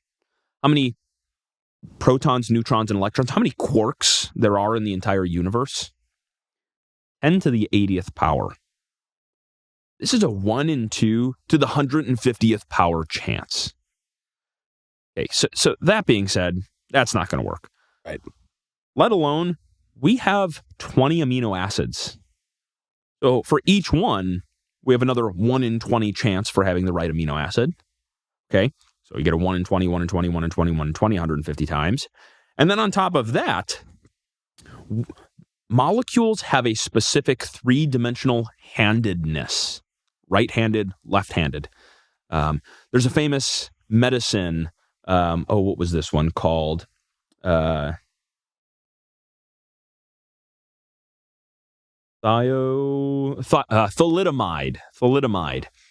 Thalidomide was a medicine that was developed early 1900s, I think it was.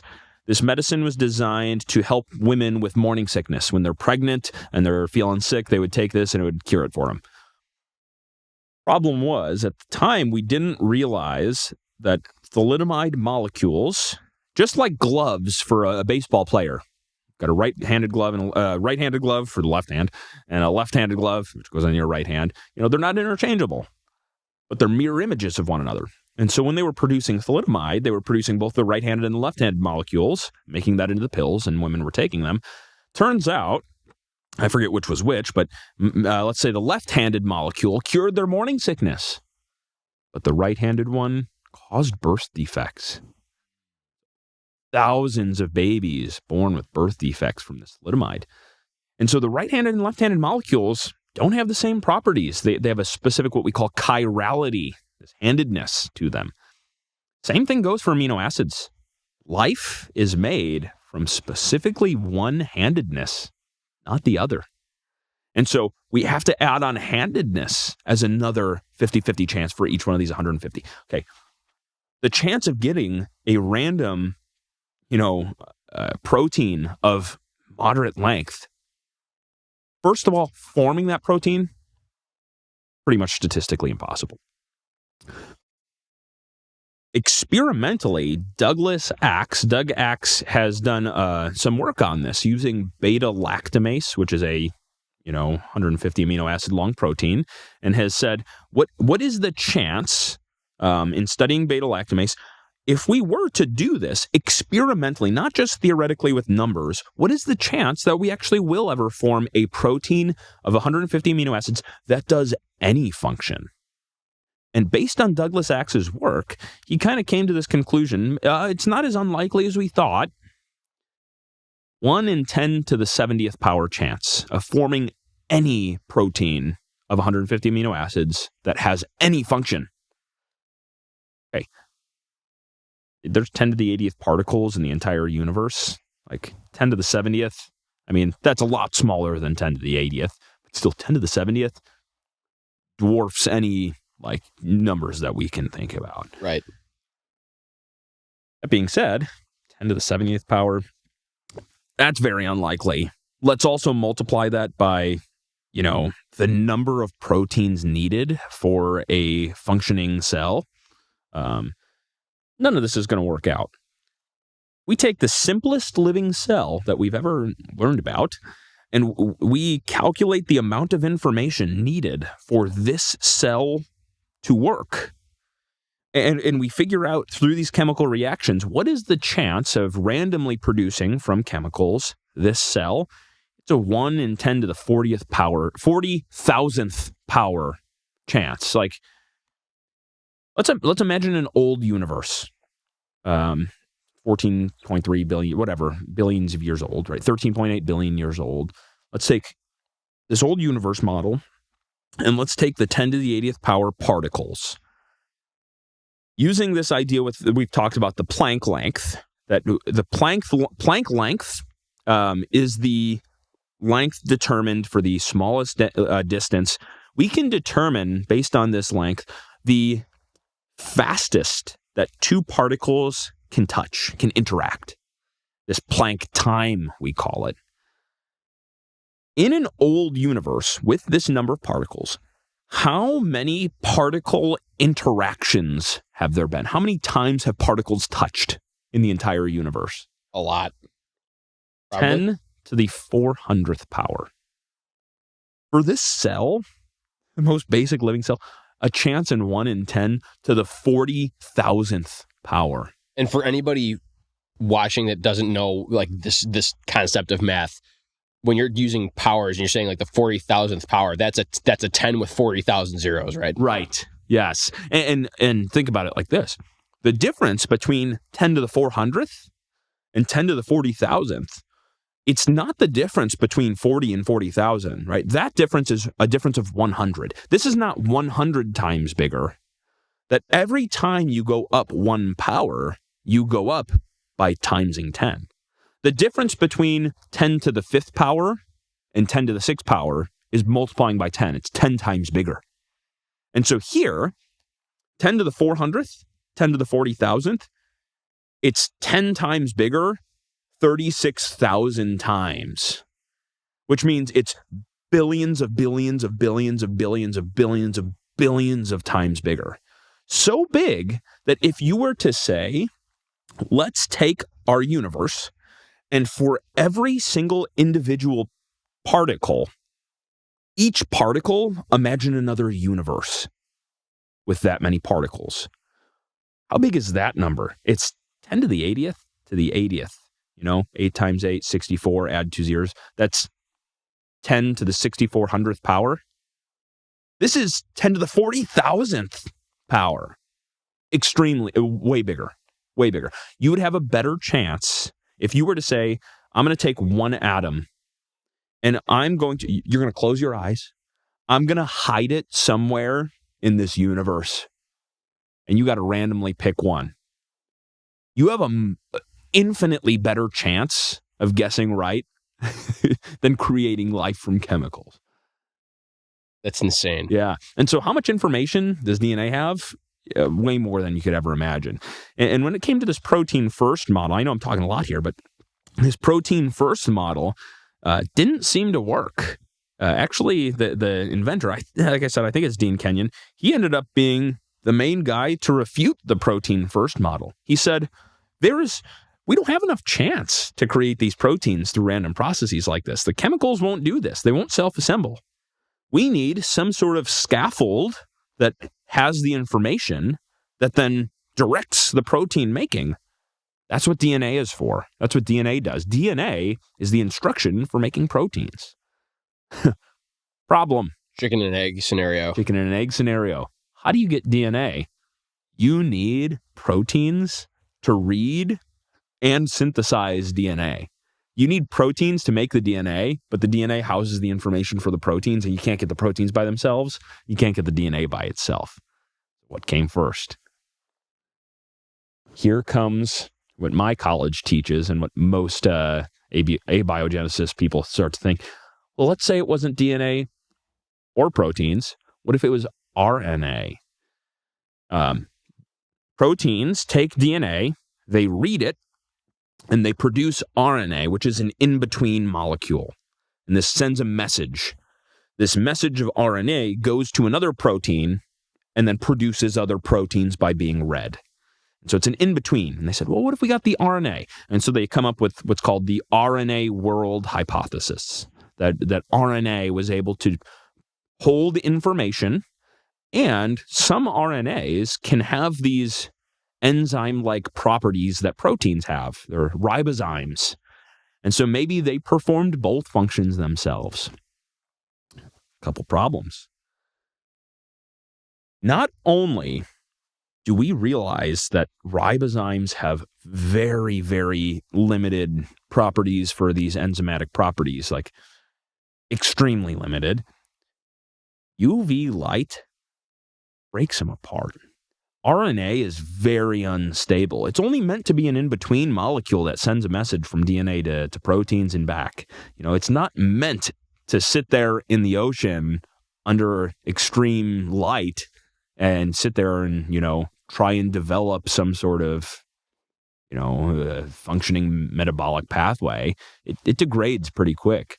And this is why people were talking about it with the COVID shot, They're talking about it's an RNA shot, and RNA degrades quick. And so in their distribution of this to different places, they had to have it under very specific conditions, very specific temperatures so that it wouldn't break down. And they'll say after you take the shot, it breaks down in your system pretty quickly because RNA breaks down, right? Not only is that an issue, the building blocks of RNA, we have never even figured out a way in which those could have been made on an early Earth. We can't even make the building blocks of those RNAs. Wow. Can't even make the building blocks of DNA. You kind of run into the same problem no matter what. Oh, yeah, no matter what. And so the RNA world hypothesis is pretty bad hypothesis. You know, the best thing that people have come up with, we've had some researchers design an RNA molecule by very, very specifically designing every single one of these base pairs in this RNA. They've added all the bases together. And they made another complementary one that matches up with this one, right? So that somehow this RNA, and this is beautiful, it's really awesome technology, this RNA ribozyme is able to copy, I think, was it 10% of itself? So it's able to copy a bit of itself and able to link to RNA molecules. They think that this is supposed to be some sort of way in which this shows the RNA world hypothesis is more plausible. It actually shows the opposite. You had to design it that way. It actually goes to show more and point to life being designed. The only way you're able to do this is if there's a designing mind putting these things in the way they're supposed to go. And even in this case, it wasn't even anything, as special as it was, you weren't able to perform replication. You're losing so much information you're losing 90% of the information every time, you know? Yeah. But it goes to show design, not undesign or random processes. Right. Yeah. And when you get into the topic of design, too, that's where, you know, when you start to get away from an atheistic worldview and you start to get more into, even if it's not necessarily the God of the Bible. Yeah. This is where it's like, you know, you have people in the Discovery Institute. Is it Discovery Institute? Yeah. Where it's not necessarily all Christian. There's people from all sorts of different religions, but they all believe in intelligent design. Right. So they're all on the same mission of, listen, we may disagree about who God is, but we agree that there is a God and that He created everything. Mm-hmm. So once you start to get into the fact that there is a creator, and obviously the standpoint we take is that it is Yahweh, it is the God of the Bible. Yeah. You start to almost examine the sanctity of life. Mm. And that it's designed and intentional. Yeah. Yeah. There's a purpose. Mm-hmm. Yeah. A telos, a purpose, a meaning. Actually, Adi Pross, he's a researcher who's done a lot of work on abiogenesis and chemistry, and he wrote this book, What is Life? I don't know his religious leanings. I know he's a Jew, but I don't know if he's religiously Jewish. I'm not sure. But it seemed like in the book he was trying to find any sort of way to show that you don't need a designer. So I don't know that he's in the intelligent design camp. Sure. So I assume he's atheistic, but I could be wrong. I don't really know. But one thing that he says is, and Richard Dawkins, one of the most famous atheists, will also agree with this. When we look out at the world, it is evident that things appear to be designed. It's evident. Of course we think that, you know?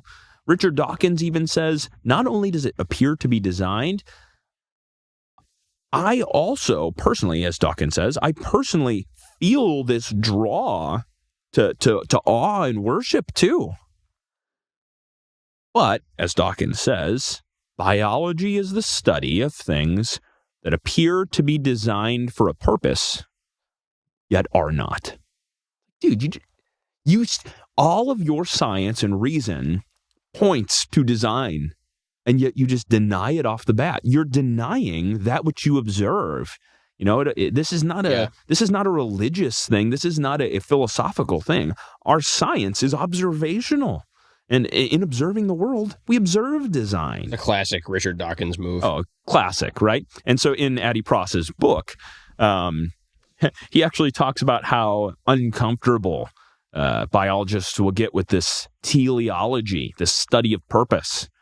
And And so what they've done, Pross in his book and some other scientists have said, because there is such an apparent observational design, but it's not designed, right?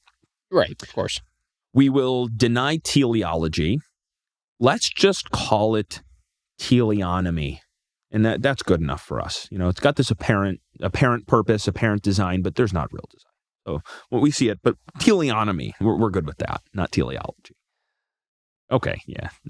Sure. Life is designed. It's apparently designed, apparently purposeful, apparently follows intention. Right. Yeah. So then that kind of leads me into when you think about the design of life and you think about that things are created on purpose and for a purpose, mm-hmm. You start to get into the questions like, why is everything here? What is our purpose? What's our destiny? All of these types of things. And, as you and I have talked about in the past, I think that this whole question of DNA and of design and, because DNA really, at the core of it, it's individualism. That you have an identity. Because I think about the amount of information contained in your DNA, in just my DNA, and just my small little place that I take up on this earth. The amount of DNA in one human body, the amount of information in all of that DNA, if written into volumes, into books. I mean, you could fill the Grand Canyon thousands of times, probably. Yeah, we used to always refer to DNA as the book of life. It's much more like a library than it is like a book. Yeah. Right. Uh-huh. Because there's just so much information. Oh, There is so much it's code, really. Yeah. Mm-hmm. It's code. And it's basic, because as far as I know, we're talking about how like the proteins and how when you with building the amino acids and it's linking them together to create the proteins that then. Now, how does the process work again? The DNA is the information that the proteins read to build proteins. Yes. Right. And also the proteins, they're specific ones that will then copy the DNA, replicate it. Right. Or fix it. And that's what leaves no room for error. Right. Or very little room for error. Yeah. When they're being built, because we're talking about all of these, what are the chances that it just comes together? It doesn't. It doesn't. Yeah. It's impossible. It's statistically impossible. Yeah. But when you have the proteins reading the code from the DNA, well, it's being given instruction. Mm-hmm. And it's being directed on what to do. So then the guesswork and the chance work is taken out because it's being given direction on what to do. Mm-hmm. I'm correct in saying that, yeah, right? No, yeah, right, of course. So then when you think about, DNA and what it's the message it's giving, when it finally reaches a point where you're looking at a human being, you see a unique person. Yeah. And each person of the billions and billions of people that have walked this earth from the beginning of time, each individual person has a unique DNA. Yeah. And they have a unique code that is only them. Yeah. Only them. And that's why when God says in the Bible that, he can number the hairs on your head and things like that. And you just think about stuff that's so little like that. Well, he could read you the code of your DNA too. How about that?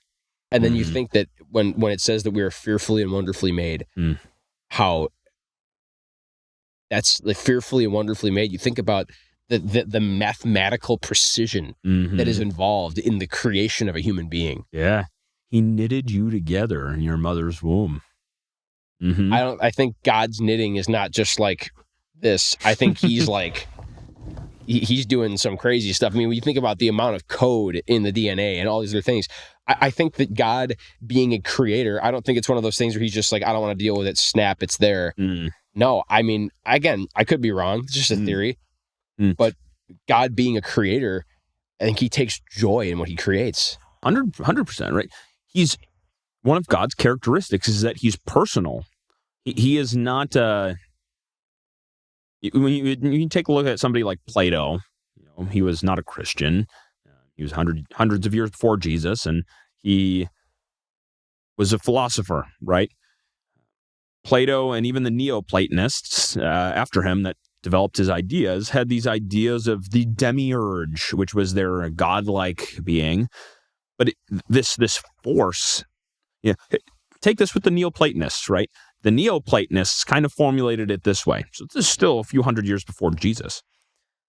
They said, it seems as though the best way of thinking of this realm of being is that we have at the end of all things this being called the One. And the One is the one in which that is eternal, the one in which all things come from, right? This is the eternally existing One. And from the One is an emanation. And as the One starts to put form to its word in things, its reason in things, this emanation of the One, this image of the One is the Logos, the Word. And the Logos is the one in which all these divine forms of goodness are expressed. And from the One, from the Logos, this other emanation of the Nous, the world spirit. The Nous is the power by which the One and the Logos create the world and interact with it and hold it together. It's like, guys, you just found out the Trinity in a certain sort of way here, Right, It's exactly. It's a shadow of the Trinity. And even in this understanding, these Neoplatonists didn't believe that this was a personal being, but that it was a force or natural. Or even Albert Einstein. Sometimes people try to attribute to Albert Einstein these views, these quotes, and say that he believed in God.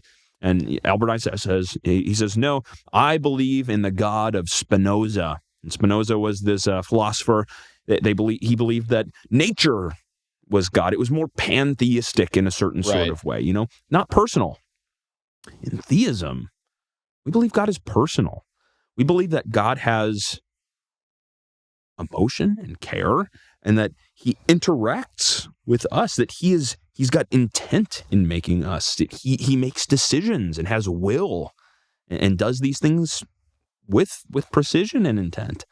So yeah, he definitely would have had much care in making each individual. And that's where, again, it's like, and of course this is a bit of a topic change, but we're kind of along the same lines. We're talking about the individualistic nature of human beings, and you get into the subject of abortion, and that it's so widespread and it's so widely accepted, and that it's just it's something that takes place so regularly, and people just don't even understand. And again, sometimes I don't know if people don't understand what takes place. They don't in an abortion. Most people don't. I don't know if you even saw my shirt on the back. New shirt of mine, the back says, "The future is anti-abortion." Studentsforlife.org. I wouldn't say I'm pro-life. I don't necessarily like the pro-life camps. Students for Life, I don't know that I'm totally on board with them. I am really liking the movement of the abolitionists. You'll find the abolitionists of abortion are people saying that what we're seeing is a massive cultural devaluation of person. That we're taking these people, calling them less than or not people, and killing them. Literally what we saw happen in American slavery. And so as American slavery was abolished, we should abolish abortion. We should, by law, make this something that is illegal and therefore criminal, right? Somebody to have slaves today would be committing a crime. And somebody killing their unborn child be committing a crime. It's more than just pro-life. I don't just have sentiments that, life is better than not life, and we should create laws to slowly and progressively, make less and less abortions happen. Or let's maybe, instead of, the late term, and then we get to the, middle late term, and then we get to the midterm, and then we slowly progress up. Like, we shouldn't have slowly freed the slaves. It needed to be abolished. Yep. I think the same thing is true here. And you find often the pro-life camps will fight the abolitionists on this. I just saw a video yesterday, this clip of, what was the guy's name? He's a leader of some really big pro-life organization who was vying for people to vote against these abolitionist laws, specifically saying, even though these might be good things, this is not where the culture is at yet. And so if we just approve these things, we're going to cause more issues and people are going to be upset about it, and it won't work out. Man, oftentimes you see these pro-life people, they are the ones knocking down the abolitionist laws, not the pro-choice people. And so even though I have students I don't know that I'm necessarily on their camp, I just really like the back of this shirt. Yeah. The future is anti-abortion. Yep. So, yes. Yeah, but I agree, and I think what you mentioned about how, like, the dehumanization, rings a very familiar bell. Yeah. Back in the 40s. How about that, huh? Nazi Germany. Mm-hmm. What was the one marginalized group of people that were dehumanized so that the masses would not care about their rampant execution and torture? At the Jews. Wait a minute.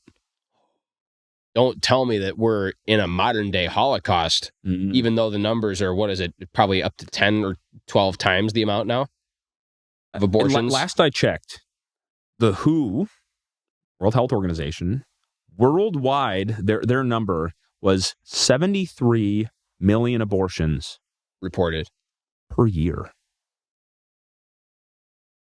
That in the United, okay, I don't think people don't understand this. I tell my students this. I'm technically part of Gen Z. I'm, a little earlier in Gen Z. Most of my students are still Gen Z. And so you should see their faces when I look at them and I tell them this statistic. And people don't think it's real. I tell my students, look at everybody sitting here in Gen Z. You're Gen Z. I'm Gen Z. Is Mike Gen Z? I think Mike's a millennial. I'm millennial. Stay over behind the desk. Stay over there. You look at Gen Z, right? I tell them, for every 3 of you, should have been a 4th. Quarter of Gen Z was aborted. A quarter of Gen Z was aborted. Like, it's not like when we're talking about abortion, people are saying, oh, what about cases of rape? Oh, what about these cases of financial struggle? Like, okay, let's not even discuss that for a second. Are you okay with understanding that a quarter of this generation was aborted? Like, when the pro-choice people hear that, they're like, I didn't know it was that much. Yeah, it's that much. It's way worse than people understand. Yep. Right. If there's 300 million people in the U.S. and we're aborting in the world 73 million per year, it's like in a few years we've aborted equivalent to the entire United States population. This is. I was watching a video. I think it might have been ASAP Science. And ASAP Science was talking about how abortions work. And they were saying, this is not a video for pro-choice or for pro-life people. This is more so just to explain the workings of an abortion. And toward the end, after giving all these things, they were saying, oh, yeah, and it might have been the World Health Organization, whatever organization. This organization says that these unsafe abortions that people are having is actually a pandemic, and that 65,000 women, because of their taking their abortion in their own hands, are being hurt or killed every year, and up to 5 million every year are causing harm to their bodies because of trying to commit unsafe abortions. Okay, that's a problem. in the video, they were saying these abortions after 24 weeks are actually one of the safest medical procedures. That like the percentage of people that die in post 24-week abortions is like parts of a percent. One of the safest procedures there is, one of the safest surgeries. People don't understand. Every abortion, someone dies. You know? Right. Every abortion, there is a death. It's not the safest. It's the most dangerous procedure. You're killing people every time. And it's not just that it's a potential collateral. It's the purpose. Yes, you are going in to end a life. And that's where this is one of my favorite points that Charlie Kirk made. He was debating this girl at this college. I can't remember if it was in Utah or somewhere out there. And he was saying, okay, they were talking about, is it a life yet? She said, oh, well, I don't think so. He said, okay, well, is it dead? He goes, well, I mean, no, technically not. He goes, well, there isn't a gray area. It's either alive or it's dead. Mm-hmm. Well, what is it? And eventually she had to admit, well, yeah, it's alive, but what? But what? Mm-hmm. It is either dead or it's alive. Guess what? When it's dead, that's what's called a miscarriage. Yeah. And as far as I know, it is one of the most traumatic and horrific things that people go through when it happens. It's terrible. Terrible. But that's what a miscarriage is. Yeah. When the baby is when the baby forming in the womb is dead. It's not a miscarriage if it's alive. There's one or the other. There is an important distinction. It's either dead or it's alive. There isn't not alive but not dead. Because then by definition you have two conflicting truths. It can't be alive and be dead at the same time. It can't be dead and be alive at the same time. It has to be one or the other. These are exclusive truths. Yeah. So when you think about, we were talking about with the purpose of the procedure, and that, oh, this is one of the safest medical procedures for one party. Yeah. For one party. Yeah. Because there's more than one party involved. You know, it's literally like saying that Auschwitz-Birkenau is the safest facility because no Germans died. Exactly. You're killing all the Jews in there. You're gassing them all. You know, of course it's not safe. Yeah, but the odds that a German soldier gets breathes in the toxic gas or whatever, or gets scorched by the ovens or whatever, it's not impossible, but it's so low. Yeah. It's so like, low. What does that mean? You know, that's ridiculous, isn't it? Exactly. Let me give you some numbers and see how just like toss these out here. According to the World Health Organization, 6 out of 10, 60%, of all unwanted pregnancies end in abortion. Okay. That's crazy. Even worse, worldwide, 3 out of 10 pregnancies, and this none of this includes miscarriage. Miscarriage is not included in these numbers. A lot of people say, oh, either miscarriage is included in those numbers or miscarriage is a type of abortion. This is excluding miscarriages because the World Health Organization, specifically in these studies and in their reporting of them too, they call these intended abortions, and by statistically separate it from unintended miscarriages. Okay, so intended abortions, 3 out of 10, 30% of all pregnancies end in abortion. Intentional abortion. You know, like 30% of the human population killed in abortion. We talk about things like car accidents. We talk about things like heart disease and cancer. Our laws can change this. Oh, no, our laws can't change this because people will go and try to do it themselves with a coat hanger. If you choose to do evil, like, that's your choice. You know, if you want to be pro-choice, and you have the choice to do that, but that doesn't mean the law shouldn't do anything about it. You know, you have the choice to go and get, capture somebody, bring them in your house and have them as a slave. You have the choice to do that. But we're going to prosecute you. Oh, but people will get hurt trying to go get slaves. So what? What are you doing? Exactly. Exactly. And you think about, and a lot of the fallback arguments that people make, again, they of course try to deny personhood.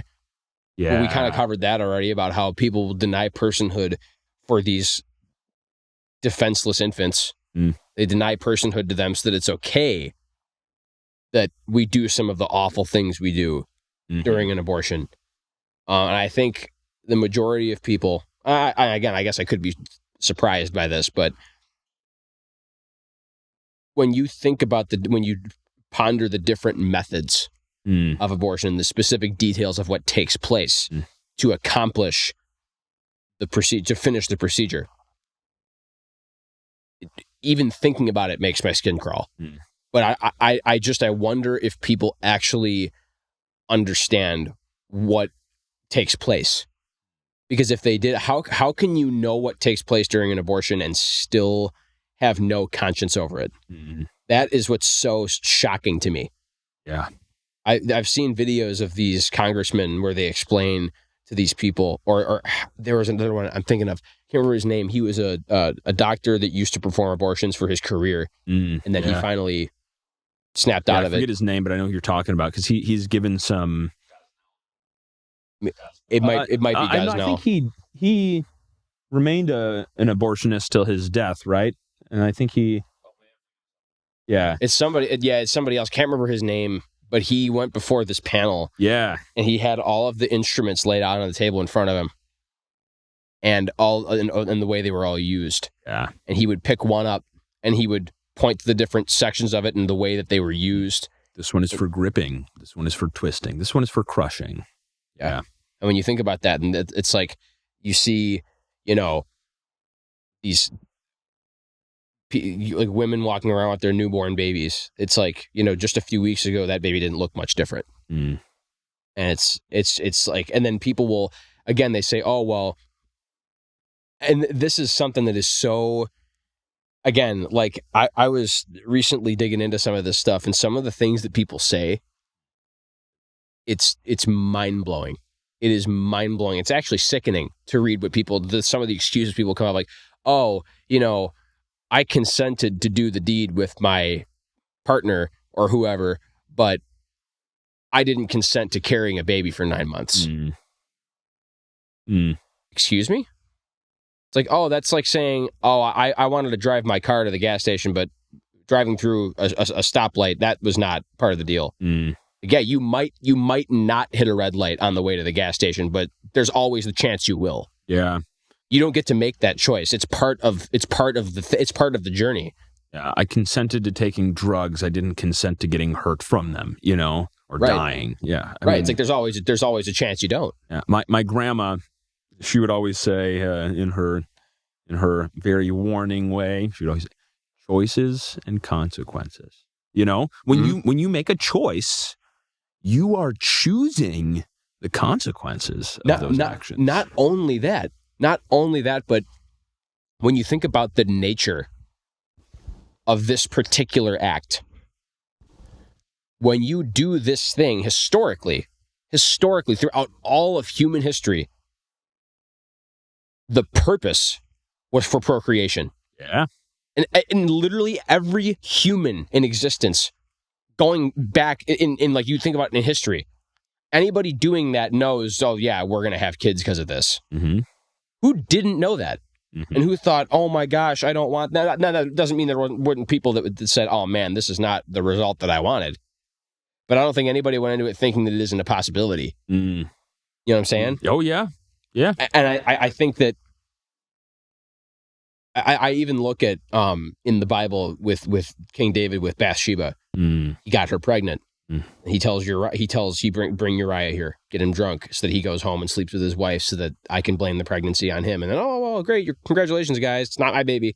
The thought of, oh, what if we just killed the baby? That thought never entered his mind, even though he was in disgusting sin. Disgusting sin. And when you read it, is it Psalm 52? 52, 51? Where he's lamenting. He's repenting to the Lord and saying, like, show me mercy. show mercy to me because I don't deserve it and I need forgiveness. All of the things he thought to do, even though he is just just so in the middle of this deep, dark, ugly sin. Mm. He even said, okay, well, I can't cover this, so I'm going to send Uriah to the front lines so that he dies, and then I can step in and, play the hero and marry Bathsheba. Oh, wow, it's great. David even being in the middle of such a terrible sin, actually, and I would say maybe one of the most recounted examples of a unrepented sin just getting worse and worse and worse and worse and worse. Mm. Modern day, what would he have done? Oh, the easiest thing. Just kill the baby. Yeah. Oh, well, why? Oh, why not? Even somebody wrapped up in one of the darkest, most sin-enslaved times of his life wouldn't even ponder something so evil. Think about that. And the pagans back then, they would offer up babies to Molech and burn them on the hands of the altar. It's so baffling to me when you think about all of the things that even David, wrapped up in sin, tried to do to prevent this from ruining his image. Mm. Killing the baby was never even a thought, even in the midst of such darkness. But now it's just convenience. He lamented over the death of his baby. Yeah. Yeah. Mm-hmm. Yep. Mm-hmm. Prayed that God would save him. Yeah. Because back then, children were viewed in such higher regard as this is the next generation. Yeah. All of the work I did my entire life was for them. Isn't that a radical idea? It's like, yeah, is like you. That's what they're for. They are the next generation. They just are your children. They're not parasites. They're not accidents. They're your children. Yep. And people, this is one of the things I read before. I've heard people make this argument where they say that, oh, well, even if you make the argument for someone else's personhood, what gives that person the right to use my body? Yeah. So now I think that is probably where the biggest debate comes in. Biologically speaking, like you mentioned Charlie Kirk talking about that. Is it alive or is it dead? Biologically speaking, it's alive, right? That's a very simple statement to make. No biologist is going to go look at a zygote, to go look at an embryo and say, oh, yeah, that's dead. We know it's alive. That's very simple. Where the debate often comes in then is, well, is it a human? Okay, yes, we agree that it is human. We can classify, we can look at the DNA, we can classify the stage of development, and we can say, biologically, it's human. Okay. Is it a person? That's the debate. Does it have personhood, or is it a part of another person? That's I think the fundamental misunderstanding. These people that admit that it's alive say, but it's my body, and don't realize it's not. This is a separate individual than the woman carrying it. And the woman, her body physiologically, chemically recognizes that it is a separate individual, because her body will initially even have an immune response upon implantation, and then after having this immune response will then change and, suppress the response, but then also chemically seeks out the egg to help it implant. It's not like, oh, well, this is just a parasite that latched on and stole from me. No, the mom's body is designed to support that thing and to nurture that thing. It's not a parasitic relationship. Right. Yeah, and I think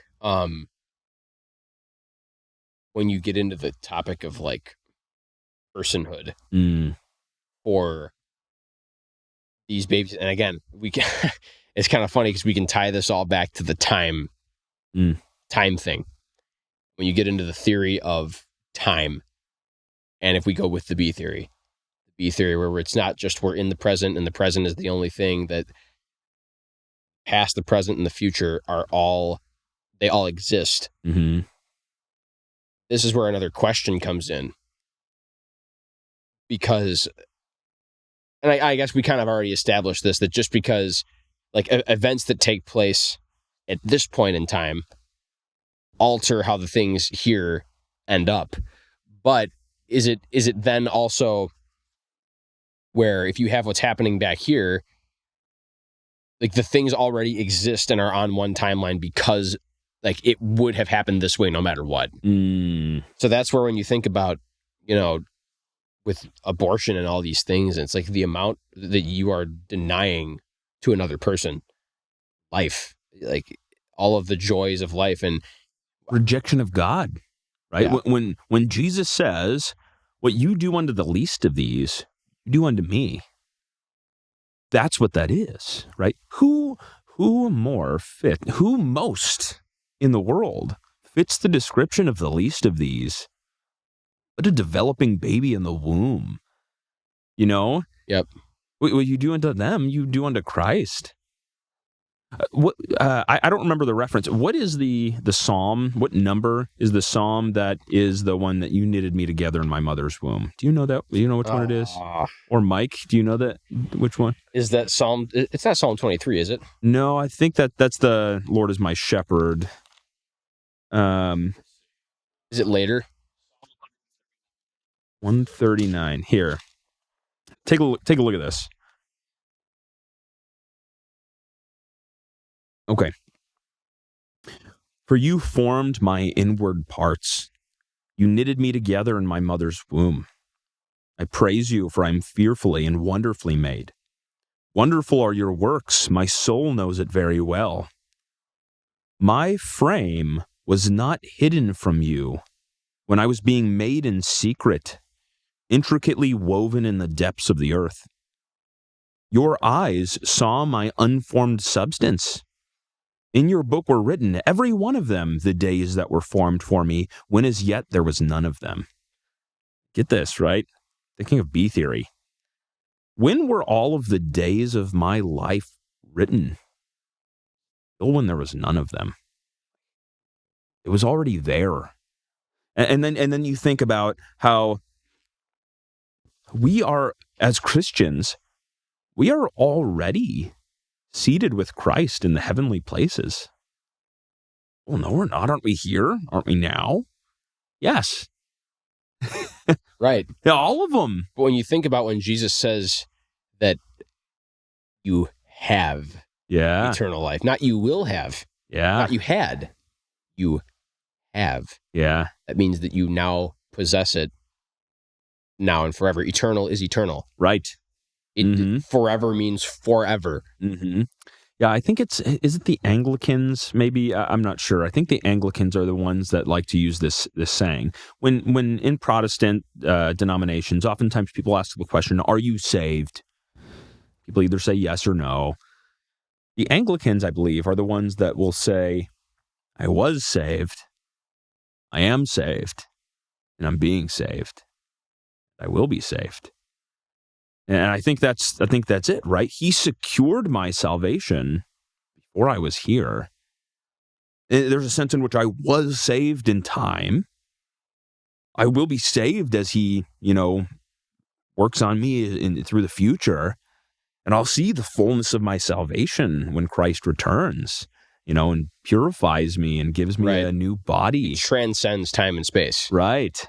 Salvation, the effects of Christ, and this is why I love parts of this B theory stuff. The cross happened in time with implications outside of this timeline. All of these points on the timeline aren't, the past is not just done away with. Why was Abraham saved? Oh, Hebrews 11, faith. He was saved by faith. Why could he be saved by faith if Jesus hadn't died on the cross for his sin yet? Abraham died. He's in the past before Jesus. Doesn't that mean that Abraham, like his timeline is gone? He's not here. He's not there. How could he be saved? Because those points are there. And so Jesus' death on the cross outside of the timeline loops to Abraham. Yeah. Jesus' death on the cross outside of the timeline loops to those in the future. Jesus' cross outside of the timeline loops to us now. And so his application goes to each of these points. And it does what nobody else or nothing else can do. Not only does it apply to the future, right? We know relativistically we can be getting to the future in these certain sort of ways, but we can't get to the past. The past is something that is impossible to reach in a relativistic idea. Everything would be changed if we threw a negative sign into all of our equations, but we can't just add it in. We have no reason to believe that's real. But Jesus can, right? God, I do believe, is outside of this timeline and can do works like that apply outside of it. Yeah. And are seen inside. Yeah, dude. This is such a great topic, and I'd definitely love to do another episode in the future where we can come up with some more crazy stuff to talk about and dig into some more stuff. But I think just in closing, when it comes to the topic of time and that God is so intentional with his design, and that there are some capacities of God's creation that we look at and we think we want to explore it because it's so great. Like the study of time and this and all the different way that affects our reality. And kind of just, I think it just all in all speaks to the greatness of God. It speaks to the majesty and wonder of God, that the things of God are so unsearchable sometimes to us that we just think about, this is the magnitude of our Creator. And the magnitude of our God is so vast. It's so large that we are, I believe, we are actually incapable of comprehending. Mm-hmm.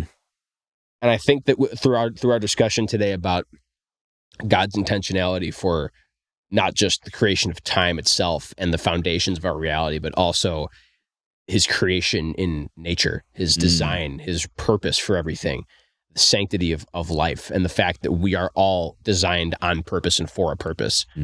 I think what really I want to like just send home with all of this is that,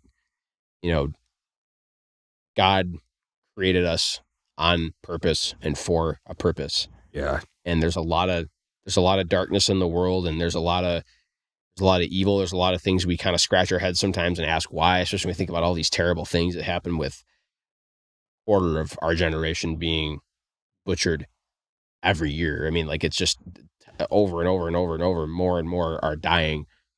And, in a world where, as we've talked about, it is statistically impossible for God to not exist. And in a world where God does exist, which like we said, is statistically reasonable that he does. He's got laws, and he has reasons, and he has purposes. And for these babies in the womb, he has a purpose for them too. And they are people. And I think it's just like all of these things we're talking about, like I said, I think just overall just kind of extends and shows the magnitude of God. Oh, yeah. And, as you say these things, like, so much of these things are man's ideas, right? We're just trying to make sense of things that are incomprehensible. Right. And so could a lot of this stuff be wrong? Yeah, sure. How can we know, right? We know that God has purpose for us, that God has purpose for creation, that he has intention in all of these things. How can we know for sure what these things are? This is why he gives us his word, right? His word is the fundamental revelation of his will toward us. And that is why we must be spending our lives in this thing, that Is there life apart from him in his word? It is the way by which he gives himself to us now. It is the thing that, as the Puritans would often talk about, restores order to the world around us. It is the thing by which our minds are conformed to the image of Christ more and more. And it is the only sure foundation Christ has revealed in the Word. I don't think we can close this off much better than that. Tommy, dude, thanks for coming on the show and talking about it. Everybody who watched this episode, we hope that this episode was edifying to you, and we hope that it was as fun for you exploring some of this crazy stuff as it was for me and Tommy.